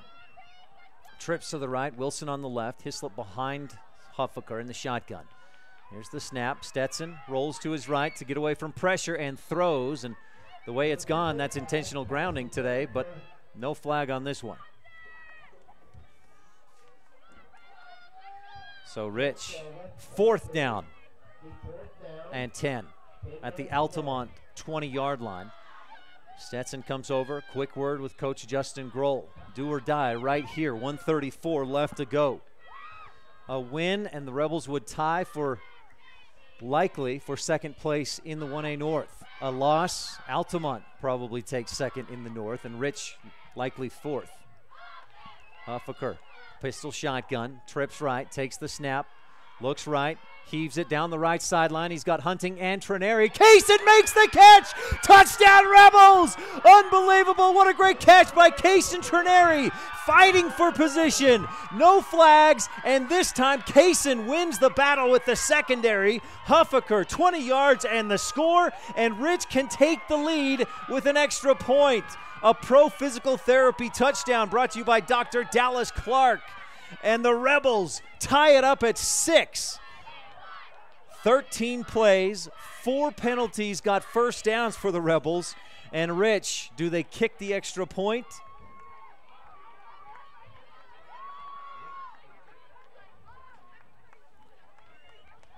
Big extra point attempt here for the Rebels. Huffaker to give the Rebels the lead. The spot, the hold is good, the kick is up, and it's wide left. No good! 1:28 left to go, and we're tied at 6 on the Stacy's Repair scoreboard.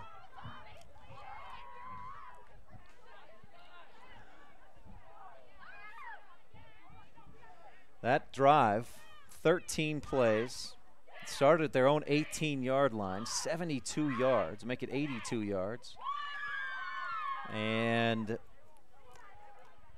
about 3.5 minutes off the clock, 2:40.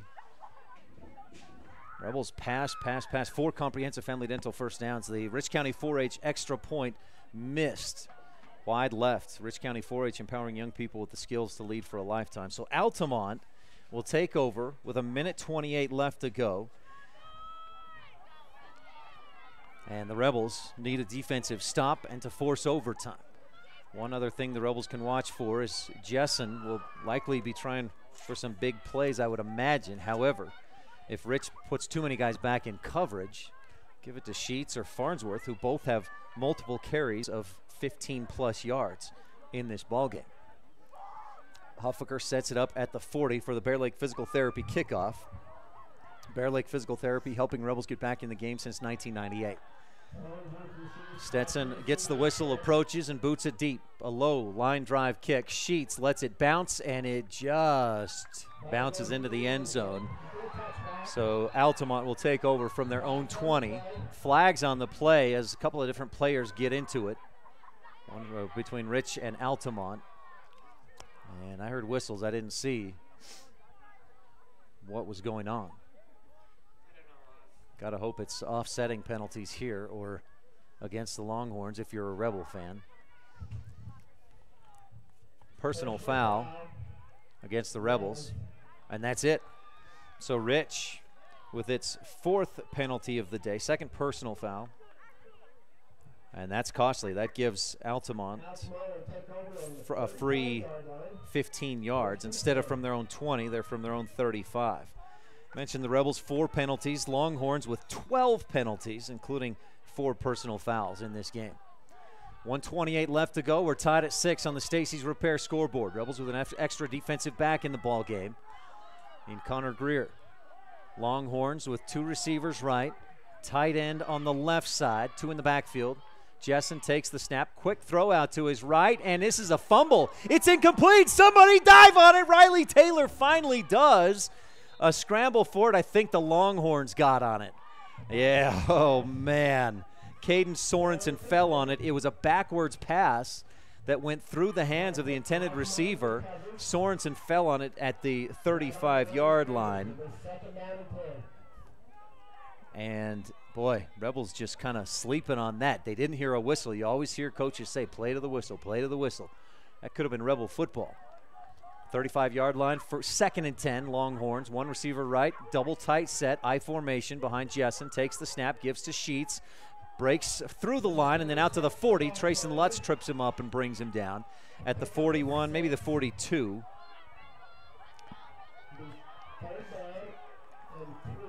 They'll spot it at the 42-yard line, an 8-yard gain.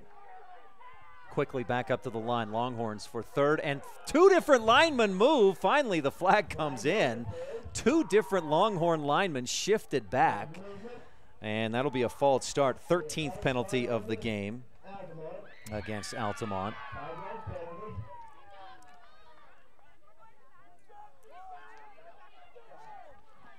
The 3rd down and 8. Ball on the 37-yard line. 104 yards of penalties against the Longhorns in this one, and that'll push them back to their own 37 for a 3rd down and 9 or 8 yards instead of what was a 3rd and 2. 6-6, 19, 18, 17 seconds left to go. Longhorns out of timeouts. So are the Rebels. They wouldn't want to stop it right now anyways. Give to Sheets, right side. He pushes his way across the 40, and he's brought down back at the 42-yard line, which was the line of scrimmage, with 5, 4, and clock stop as Sheets is slow to get up. 2.8 seconds to go. An injury timeout, and it looks like we'll have overtime. Now they should. Imagine they'll just let those final 2.8 seconds go off the clock. Sheets is up and back to the huddle, kind of bending over, hands on his knees. We'll hope he's okay.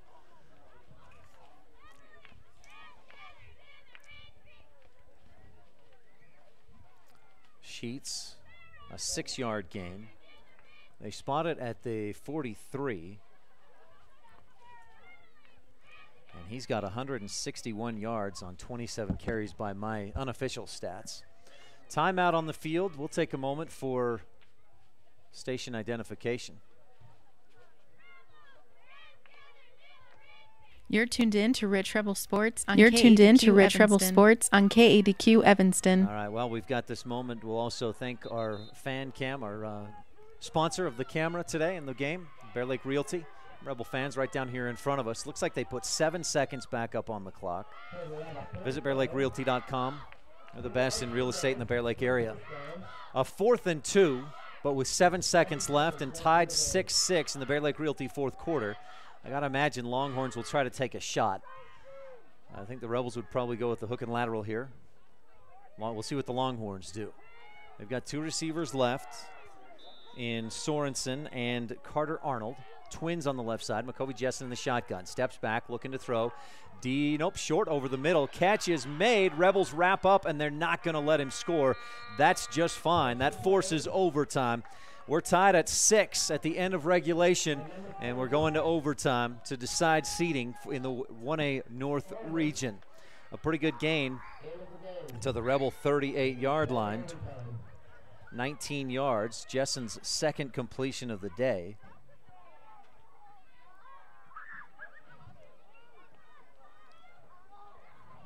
And And that takes us to the end of regulation. We'll take a quick timeout. This fourth quarter has been brought to you by Bear Lake Realty on the Wildlife and MyLocalRadio.com. Propane is a byproduct of two processes, natural gas processing and petroleum refining. About 90% of U.S. propane is domestically produced and stored in huge salt caverns, which can store 80 million barrels or more of this gas. This quality product is shipped by pipeline, truck, ship, and barge until it reaches T7 Propane in Woodruff. From there, it gets to your home or ranch for your convenience and comfort. Call T7 Propane. Get set up for regular propane deliveries so you don't run out. T7 Propane in Woodruff. If you haven't eaten a famous Crawford Angus burger at the Crawford Trough in Randolph, you haven't lived. It starts with a quarter-pound Angus beef, pastrami, bacon, pepper jack cheese, and ranch sauce. Add lettuce, tomatoes, onions, and pickles.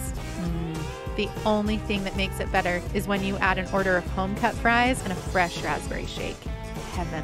Stop in and enjoy a burger today. The Crawford Trough, open later on every Rich High home game day. 120 South Main, Randolph.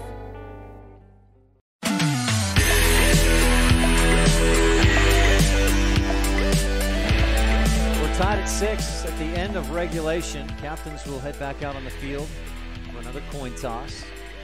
And we'll head to an overtime period. Rebels got the ball with 4:08 left to go at their own 18-yard line and put together a drive. They were aided by a few Altamont Longhorn penalties. That's been an issue for Altamont today. 13 penalties, 104 yards, several one unsportsmanlike, and 4 personal foul penalties in the ball game.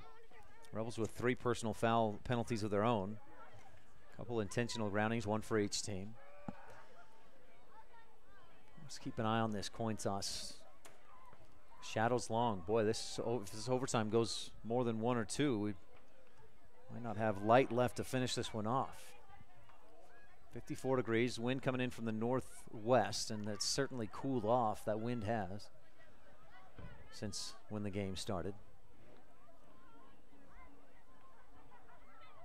Case and Trineri with the touchdown catch in overtime, or just before the end of the game. 20-yard touchdown catch puts him at 55 receiving yards in the game.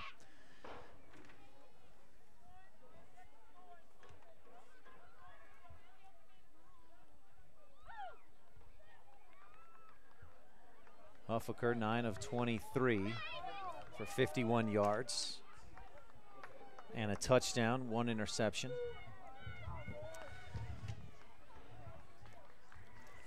What was it, 2014? Rebels opened the season with an overtime loss against Summit Academy, then lost in double overtime to West Side. Had 2 overtime games right at the beginning of that season. I don't think we've had an overtime in football since then, in Rich Rebels football. Tied at 6 at the end of regulation. Altamont scored right before the end of the first half.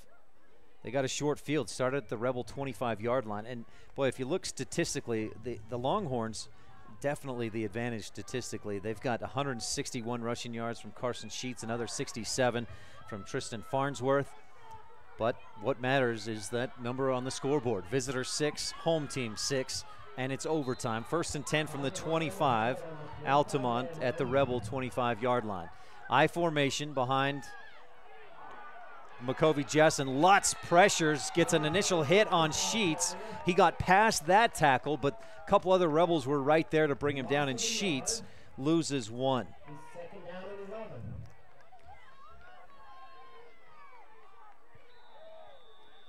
So a 2nd down, 11 yards to go for the Longhorns.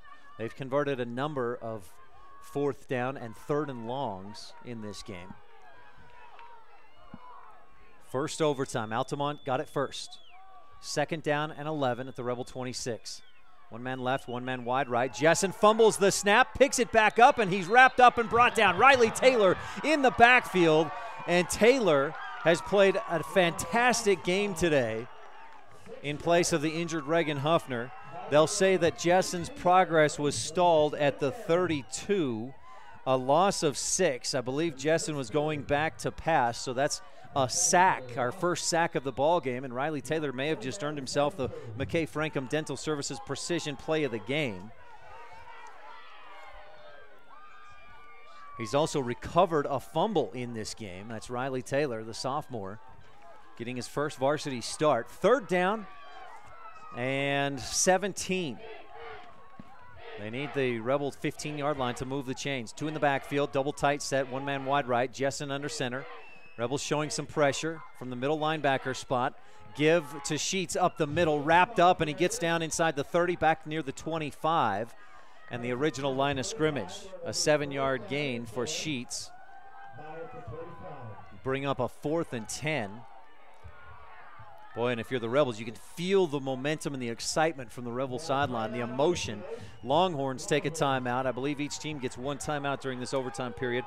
We'll take a timeout as well. Tied at 6 in overtime at Rich High School on the Wildlife and mylocalradio.com.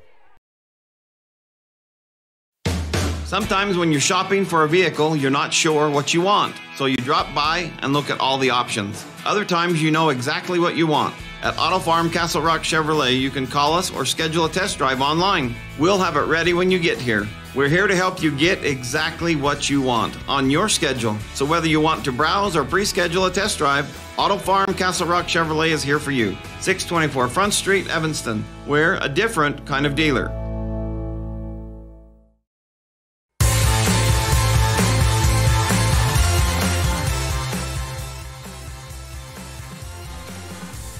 Canyon Pace running our camera tonight, doing a little multitasking. The Broncos are playing who? The Cardinals. What a game. The Broncos and Cardinals. Rebels, I don't know if you know this, Canyon. The Rebels are playing the Longhorns right now, and it's overtime. 4th and 10 for the Longhorns in overtime. We're tied at 6 at the Rebel 25. Jessen gives to Sheets, left side. He's got some room to run. Picks up the first down and more down near the 10 of Rich. A straight lead off the right side between the tackle and guard, and what a job of blocking and then running on a 4th and 10. The Longhorns say, we can get this with our I formation halfback lead, and they get 15 yards to the Rebel 10 and a first down. 1st and goal, Longhorns. That would have been huge had the Rebels been able to stop Altamont. 182 rushing yards for Carson Sheets, filling in for McKay Foy today. Snap, Jessen gives to Sheets again, breaks one tackle, and he gets down near the 5. Looks like they'll spot him at the 6-yard line. Sheets came in with 320 rushing yards on the season, and he's got 186 in this game. That's an unofficial stat, just the numbers that I keep as the game goes along. 6-6, we're tied. Overtime, Longhorns knocking on the door at the Rebels 6-yard line, 2nd and goal. One man wide right, I formation behind Jessen. They've gone a lot of I formation in the second half, away from that close pro formation. Jessen turns and runs into Sheets, hands it off to Carson. He tries to break around the right side, and the Rebels stuff him back about the 8. The football pops out late. It was just Sheets tossing it down. And boy, for what looked like a totally broken play, that's pretty good by Sheets to get back to the line of scrimmage. No gain on the play. It'll be 3rd down and 6. There we go. 32 carries, 186 yards for Carson Sheets. How did he make it back to the line of scrimmage on that run? That's incredible. A 3rd down and goal. I formation, Sheets the deep back. Farnsworth the fullback. Snap, pitch to Sheets left side. Rebels trying to string it out. Sheets cuts upfield, and he's tripped up. Trayson Lutz knifed in there and brought Sheets down. He looked like if he got past that would-be tackler, he would have been gone. But the Rebels string it out well. Deeds containing, and Sheets picks up 1. Brings up a 4th and 5, 4th and goal at the 5-yard line.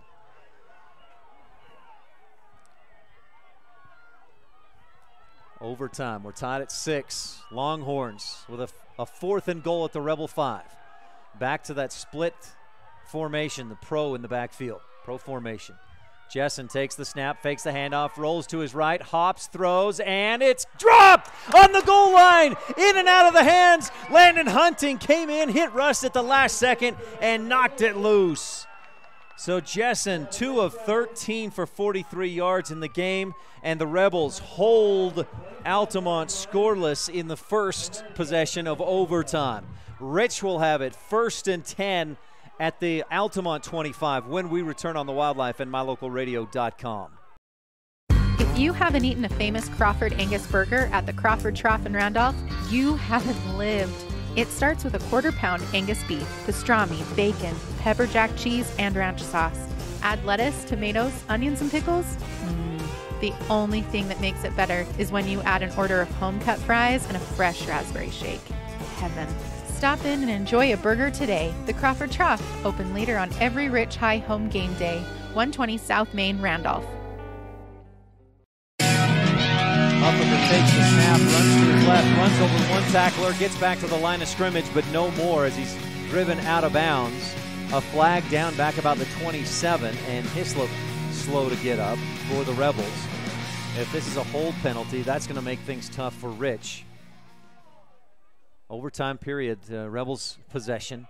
On the Longhorns possession, they had a 1st and goal at the 10, and Rebels held them on a 4th and 5, 4th and goal from the 5. A pass that looked like Cooper Rust would catch. Hunting got in, made a last-second hit, and I think knocked the ball loose.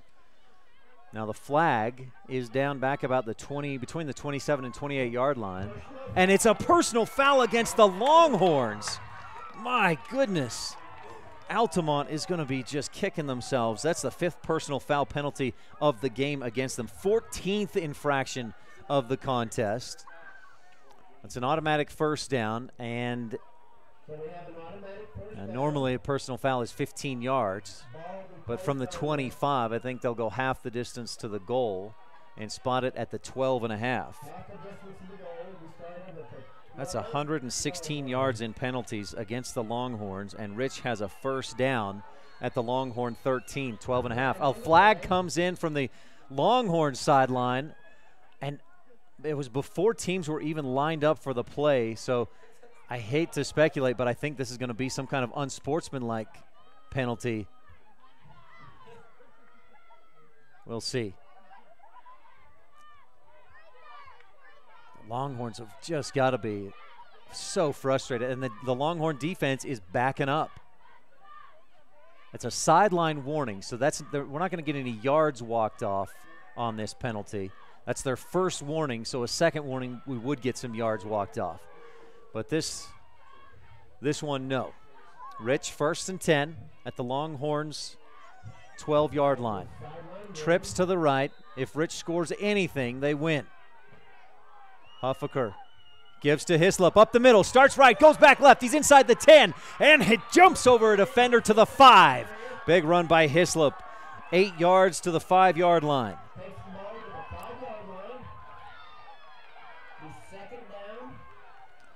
Hislop has 8 carries for 28 yards in the ball game. None bigger than that 8-yard run there. If the Rebels can hold on to the football and gain 5 more yards. Now they can pick up a 1st down at about the 2.5. 2nd down and 2 for the Rebels. Tied at 6 in overtime. Huffaker in the shotgun, trips right.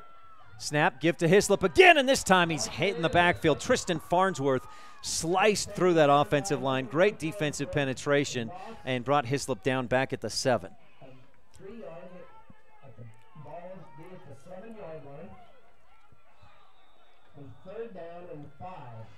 So a 3rd and a short 5 for the Rebel offense.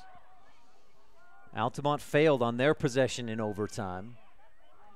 So if Rich gets anything, they win this football game. 2 receivers right, 2 wide left. Huffaker, pistol shotgun with Hislop behind him, takes the snap.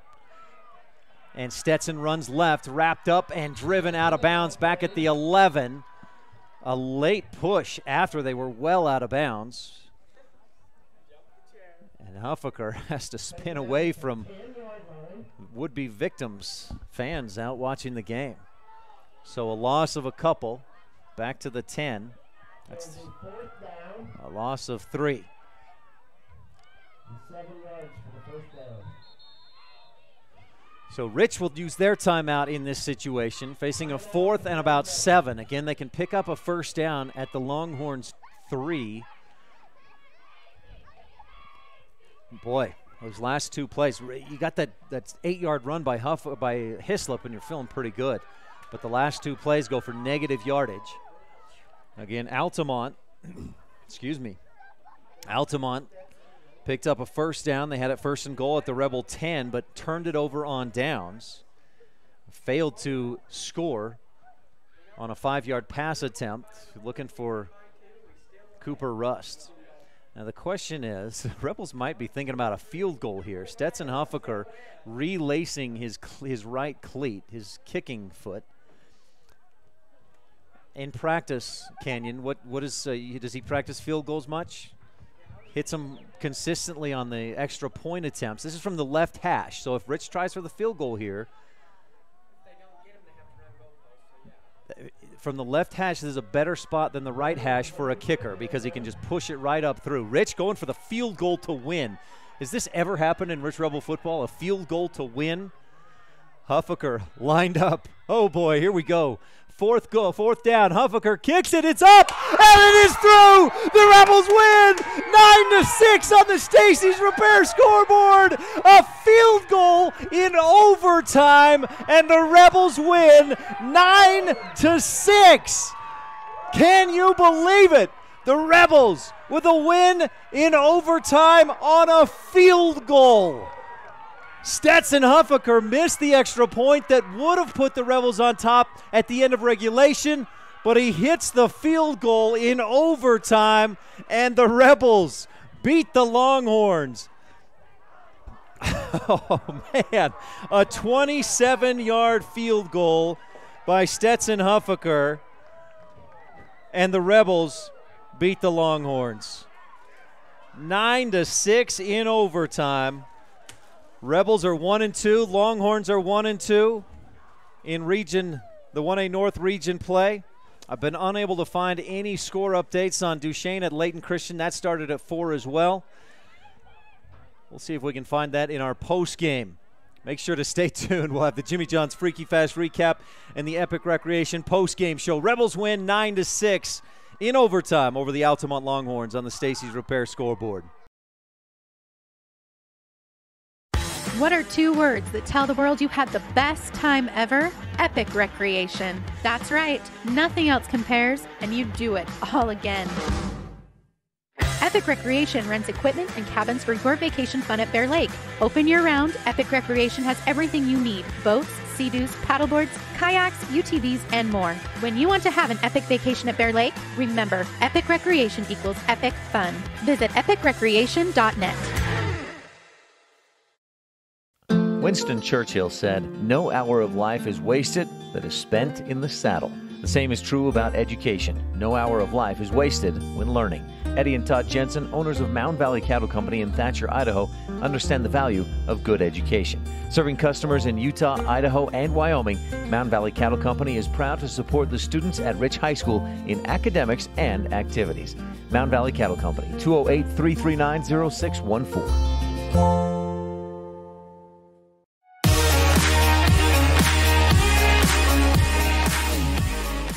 Welcome to the post-game show brought to you by Epic Recreation.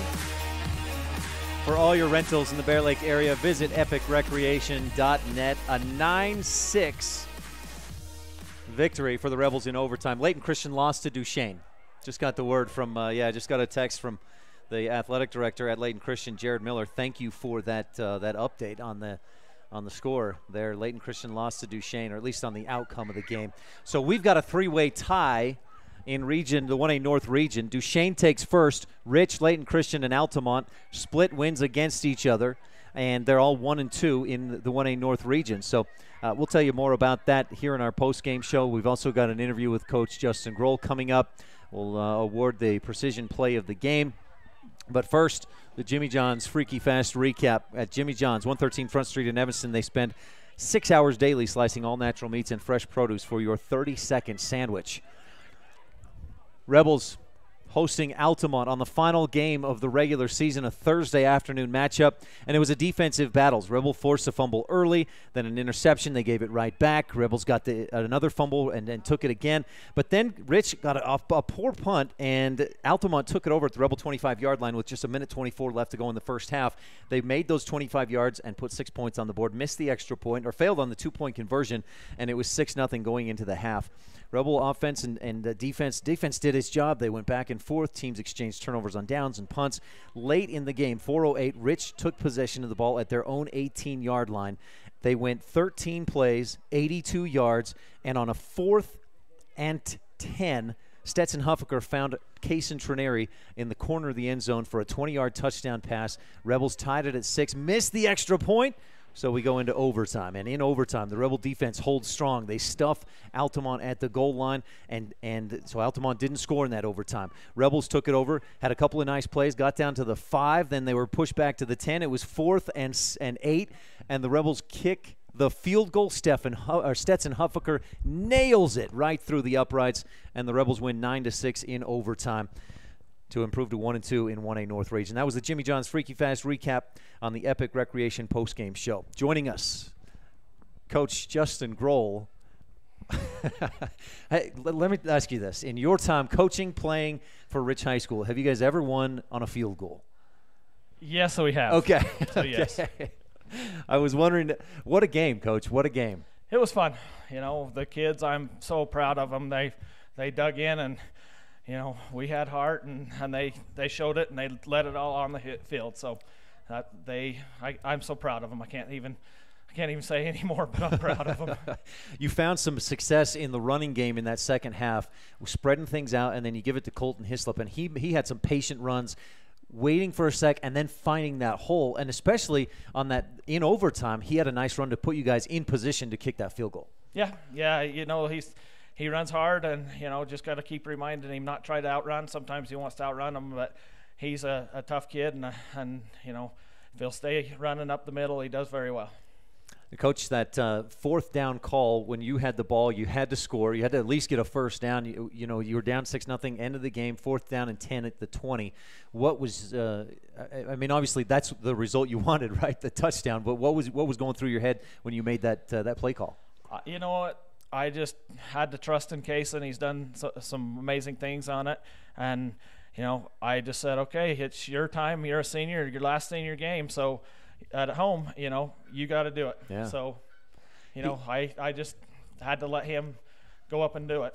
The great thing about that play to me was there was on that last drive, it seemed like there was a lot of contact in the defensive secondary. They may have gotten away with some pass interference, but on that catch by Kaysen, he matched that physicality and won that battle to make the catch. Yeah, you know, he finally decided that he could play, you know, and when he sets his mind to it, there's nothing he can't do. I mean, he's a great receiver. He's got very good hands, and he proved that.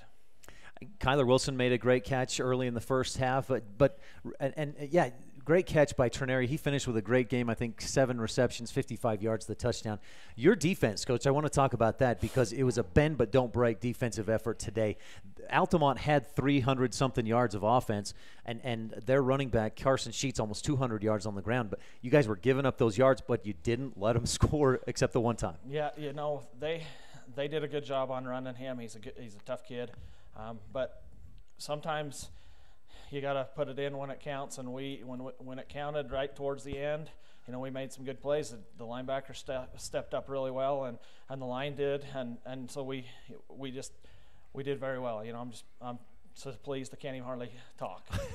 Can I hate to keep you from your team. Can I ask you one other question or two? So Leighton Christian lost to Duchesne today. I don't know if that was. I think that was probably expected, right? At least that was I think what I was thinking would happen. So now you've got Duchesne at 3-0. They win the region. You've got Altamont, Leighton Christian, and you, the Rich Rebels, at 1-2 in region, in the 1A North region, tied for second place. There's got to be a tiebreaker, and so you've got that chance at a second place in the region, a home game in the first round of the playoffs. Yeah, you know, that's what we kept trying to tell our kids. Hey, we've still got a shot. We have to just take care of business here at home, and then let the chips fall where they may, and you know, we'll see how it all plays out then. But we had to do our part first, and the kids stepped up and did it. Coach, I remember Monday afternoon, the first part of practice, you guys were watching film. I was in there just kind of hanging out, seeing what happened. You said, guys, let's finish this season at home with a win, and you did it. Way to go. Thank you so much. You know, I'm proud of these kids, and they had a heck of an effort. Coach Justin Grohl, anything else you want to touch on? No, thank you. Thank you. Congratulations on the win, Coach. Thank you. Rebels win 9-6. That was Coach Justin Grohl post-game here in the Epic Recreation post-game show.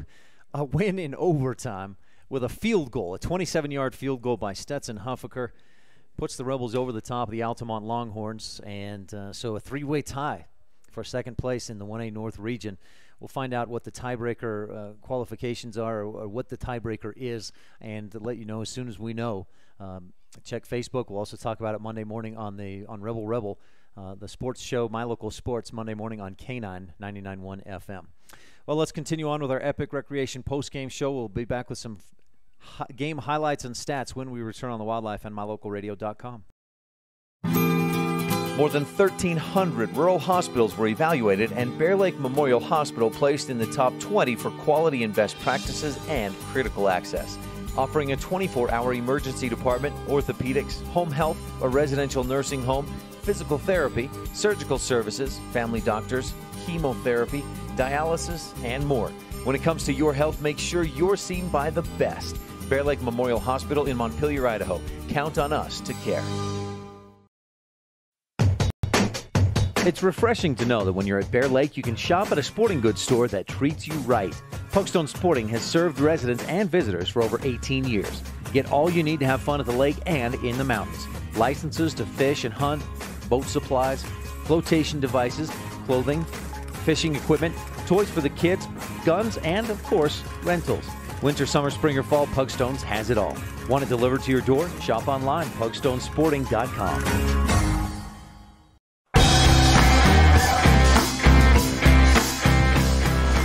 A walk-off field goal. The Rebels win in overtime. 9-6 on the Stacey's Repair scoreboard, which improves to 2-7 on the season, 1-2 in Region 22 play.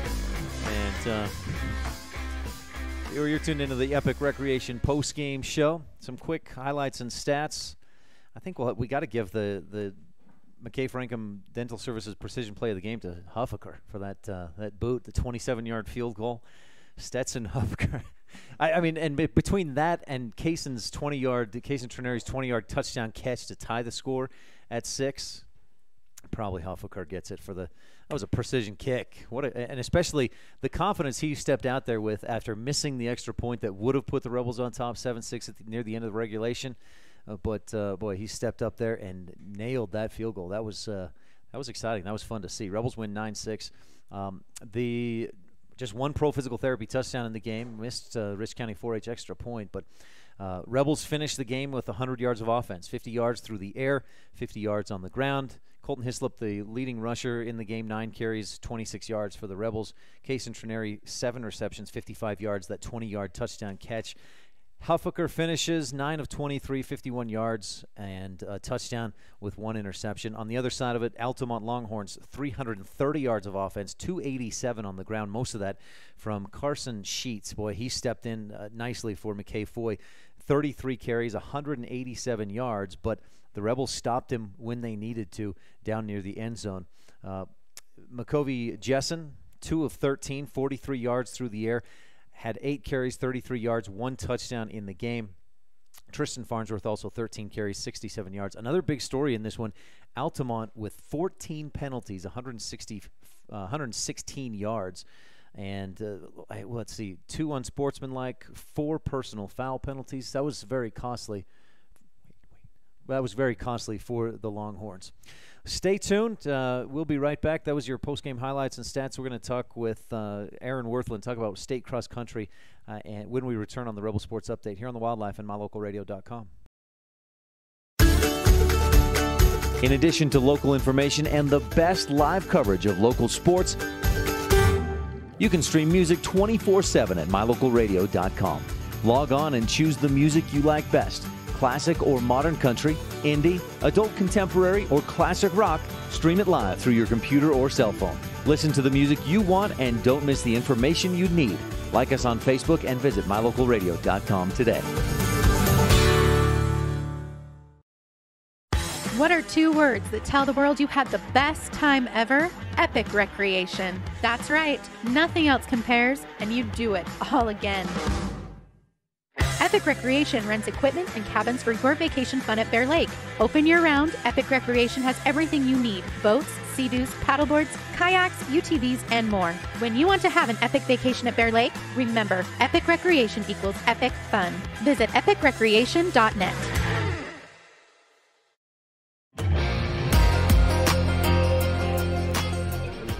9-6, the Rebels win in overtime.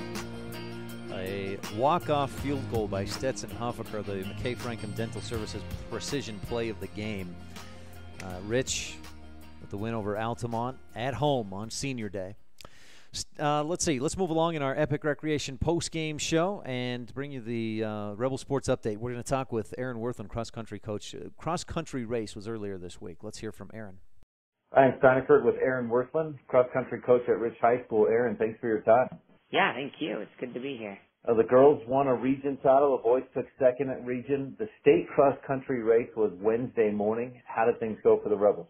Overall, I'd say a lot of the runners themselves are a little bit disappointed, but overall they worked really hard. There was staunch competition. It was really competitive, more competitive than I remember even last year.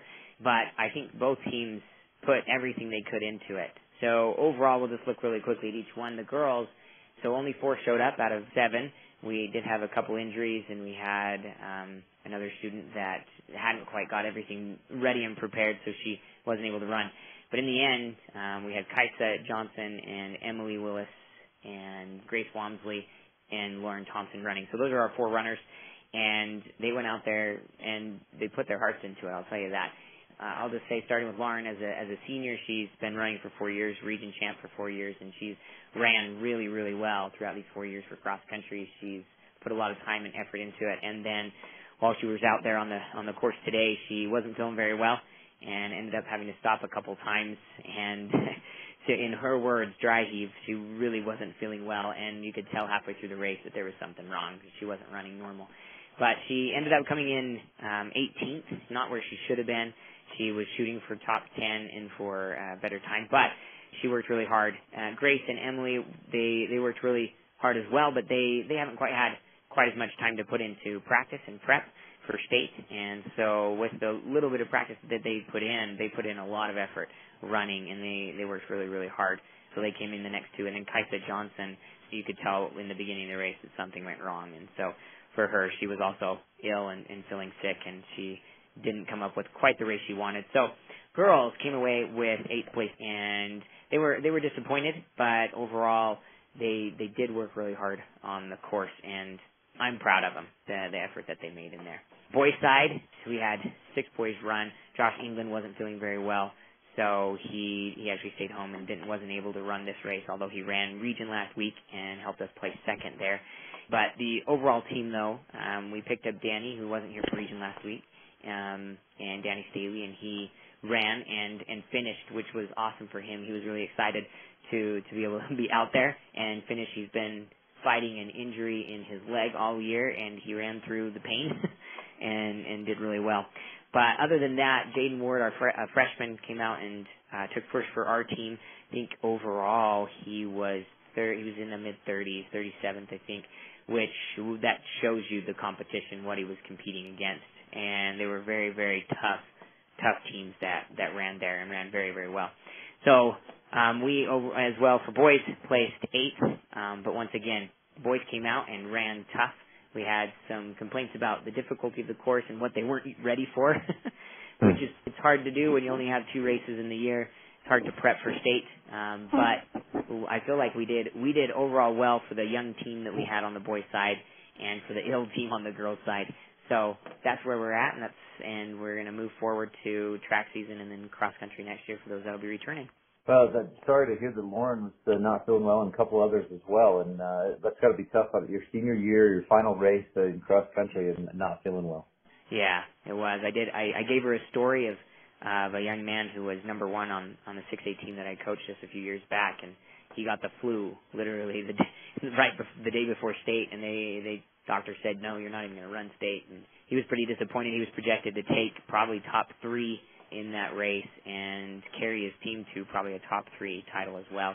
But it didn't quite work out, and sometimes it's true. You just don't have your day, or you don't have something happen, something comes up. But her mom was there and encouraging her and letting her know that it was okay. She put all that she could into that race, and I feel like all of them did. They put what they could into it, and they did overall awesome, even though the numbers don't show it.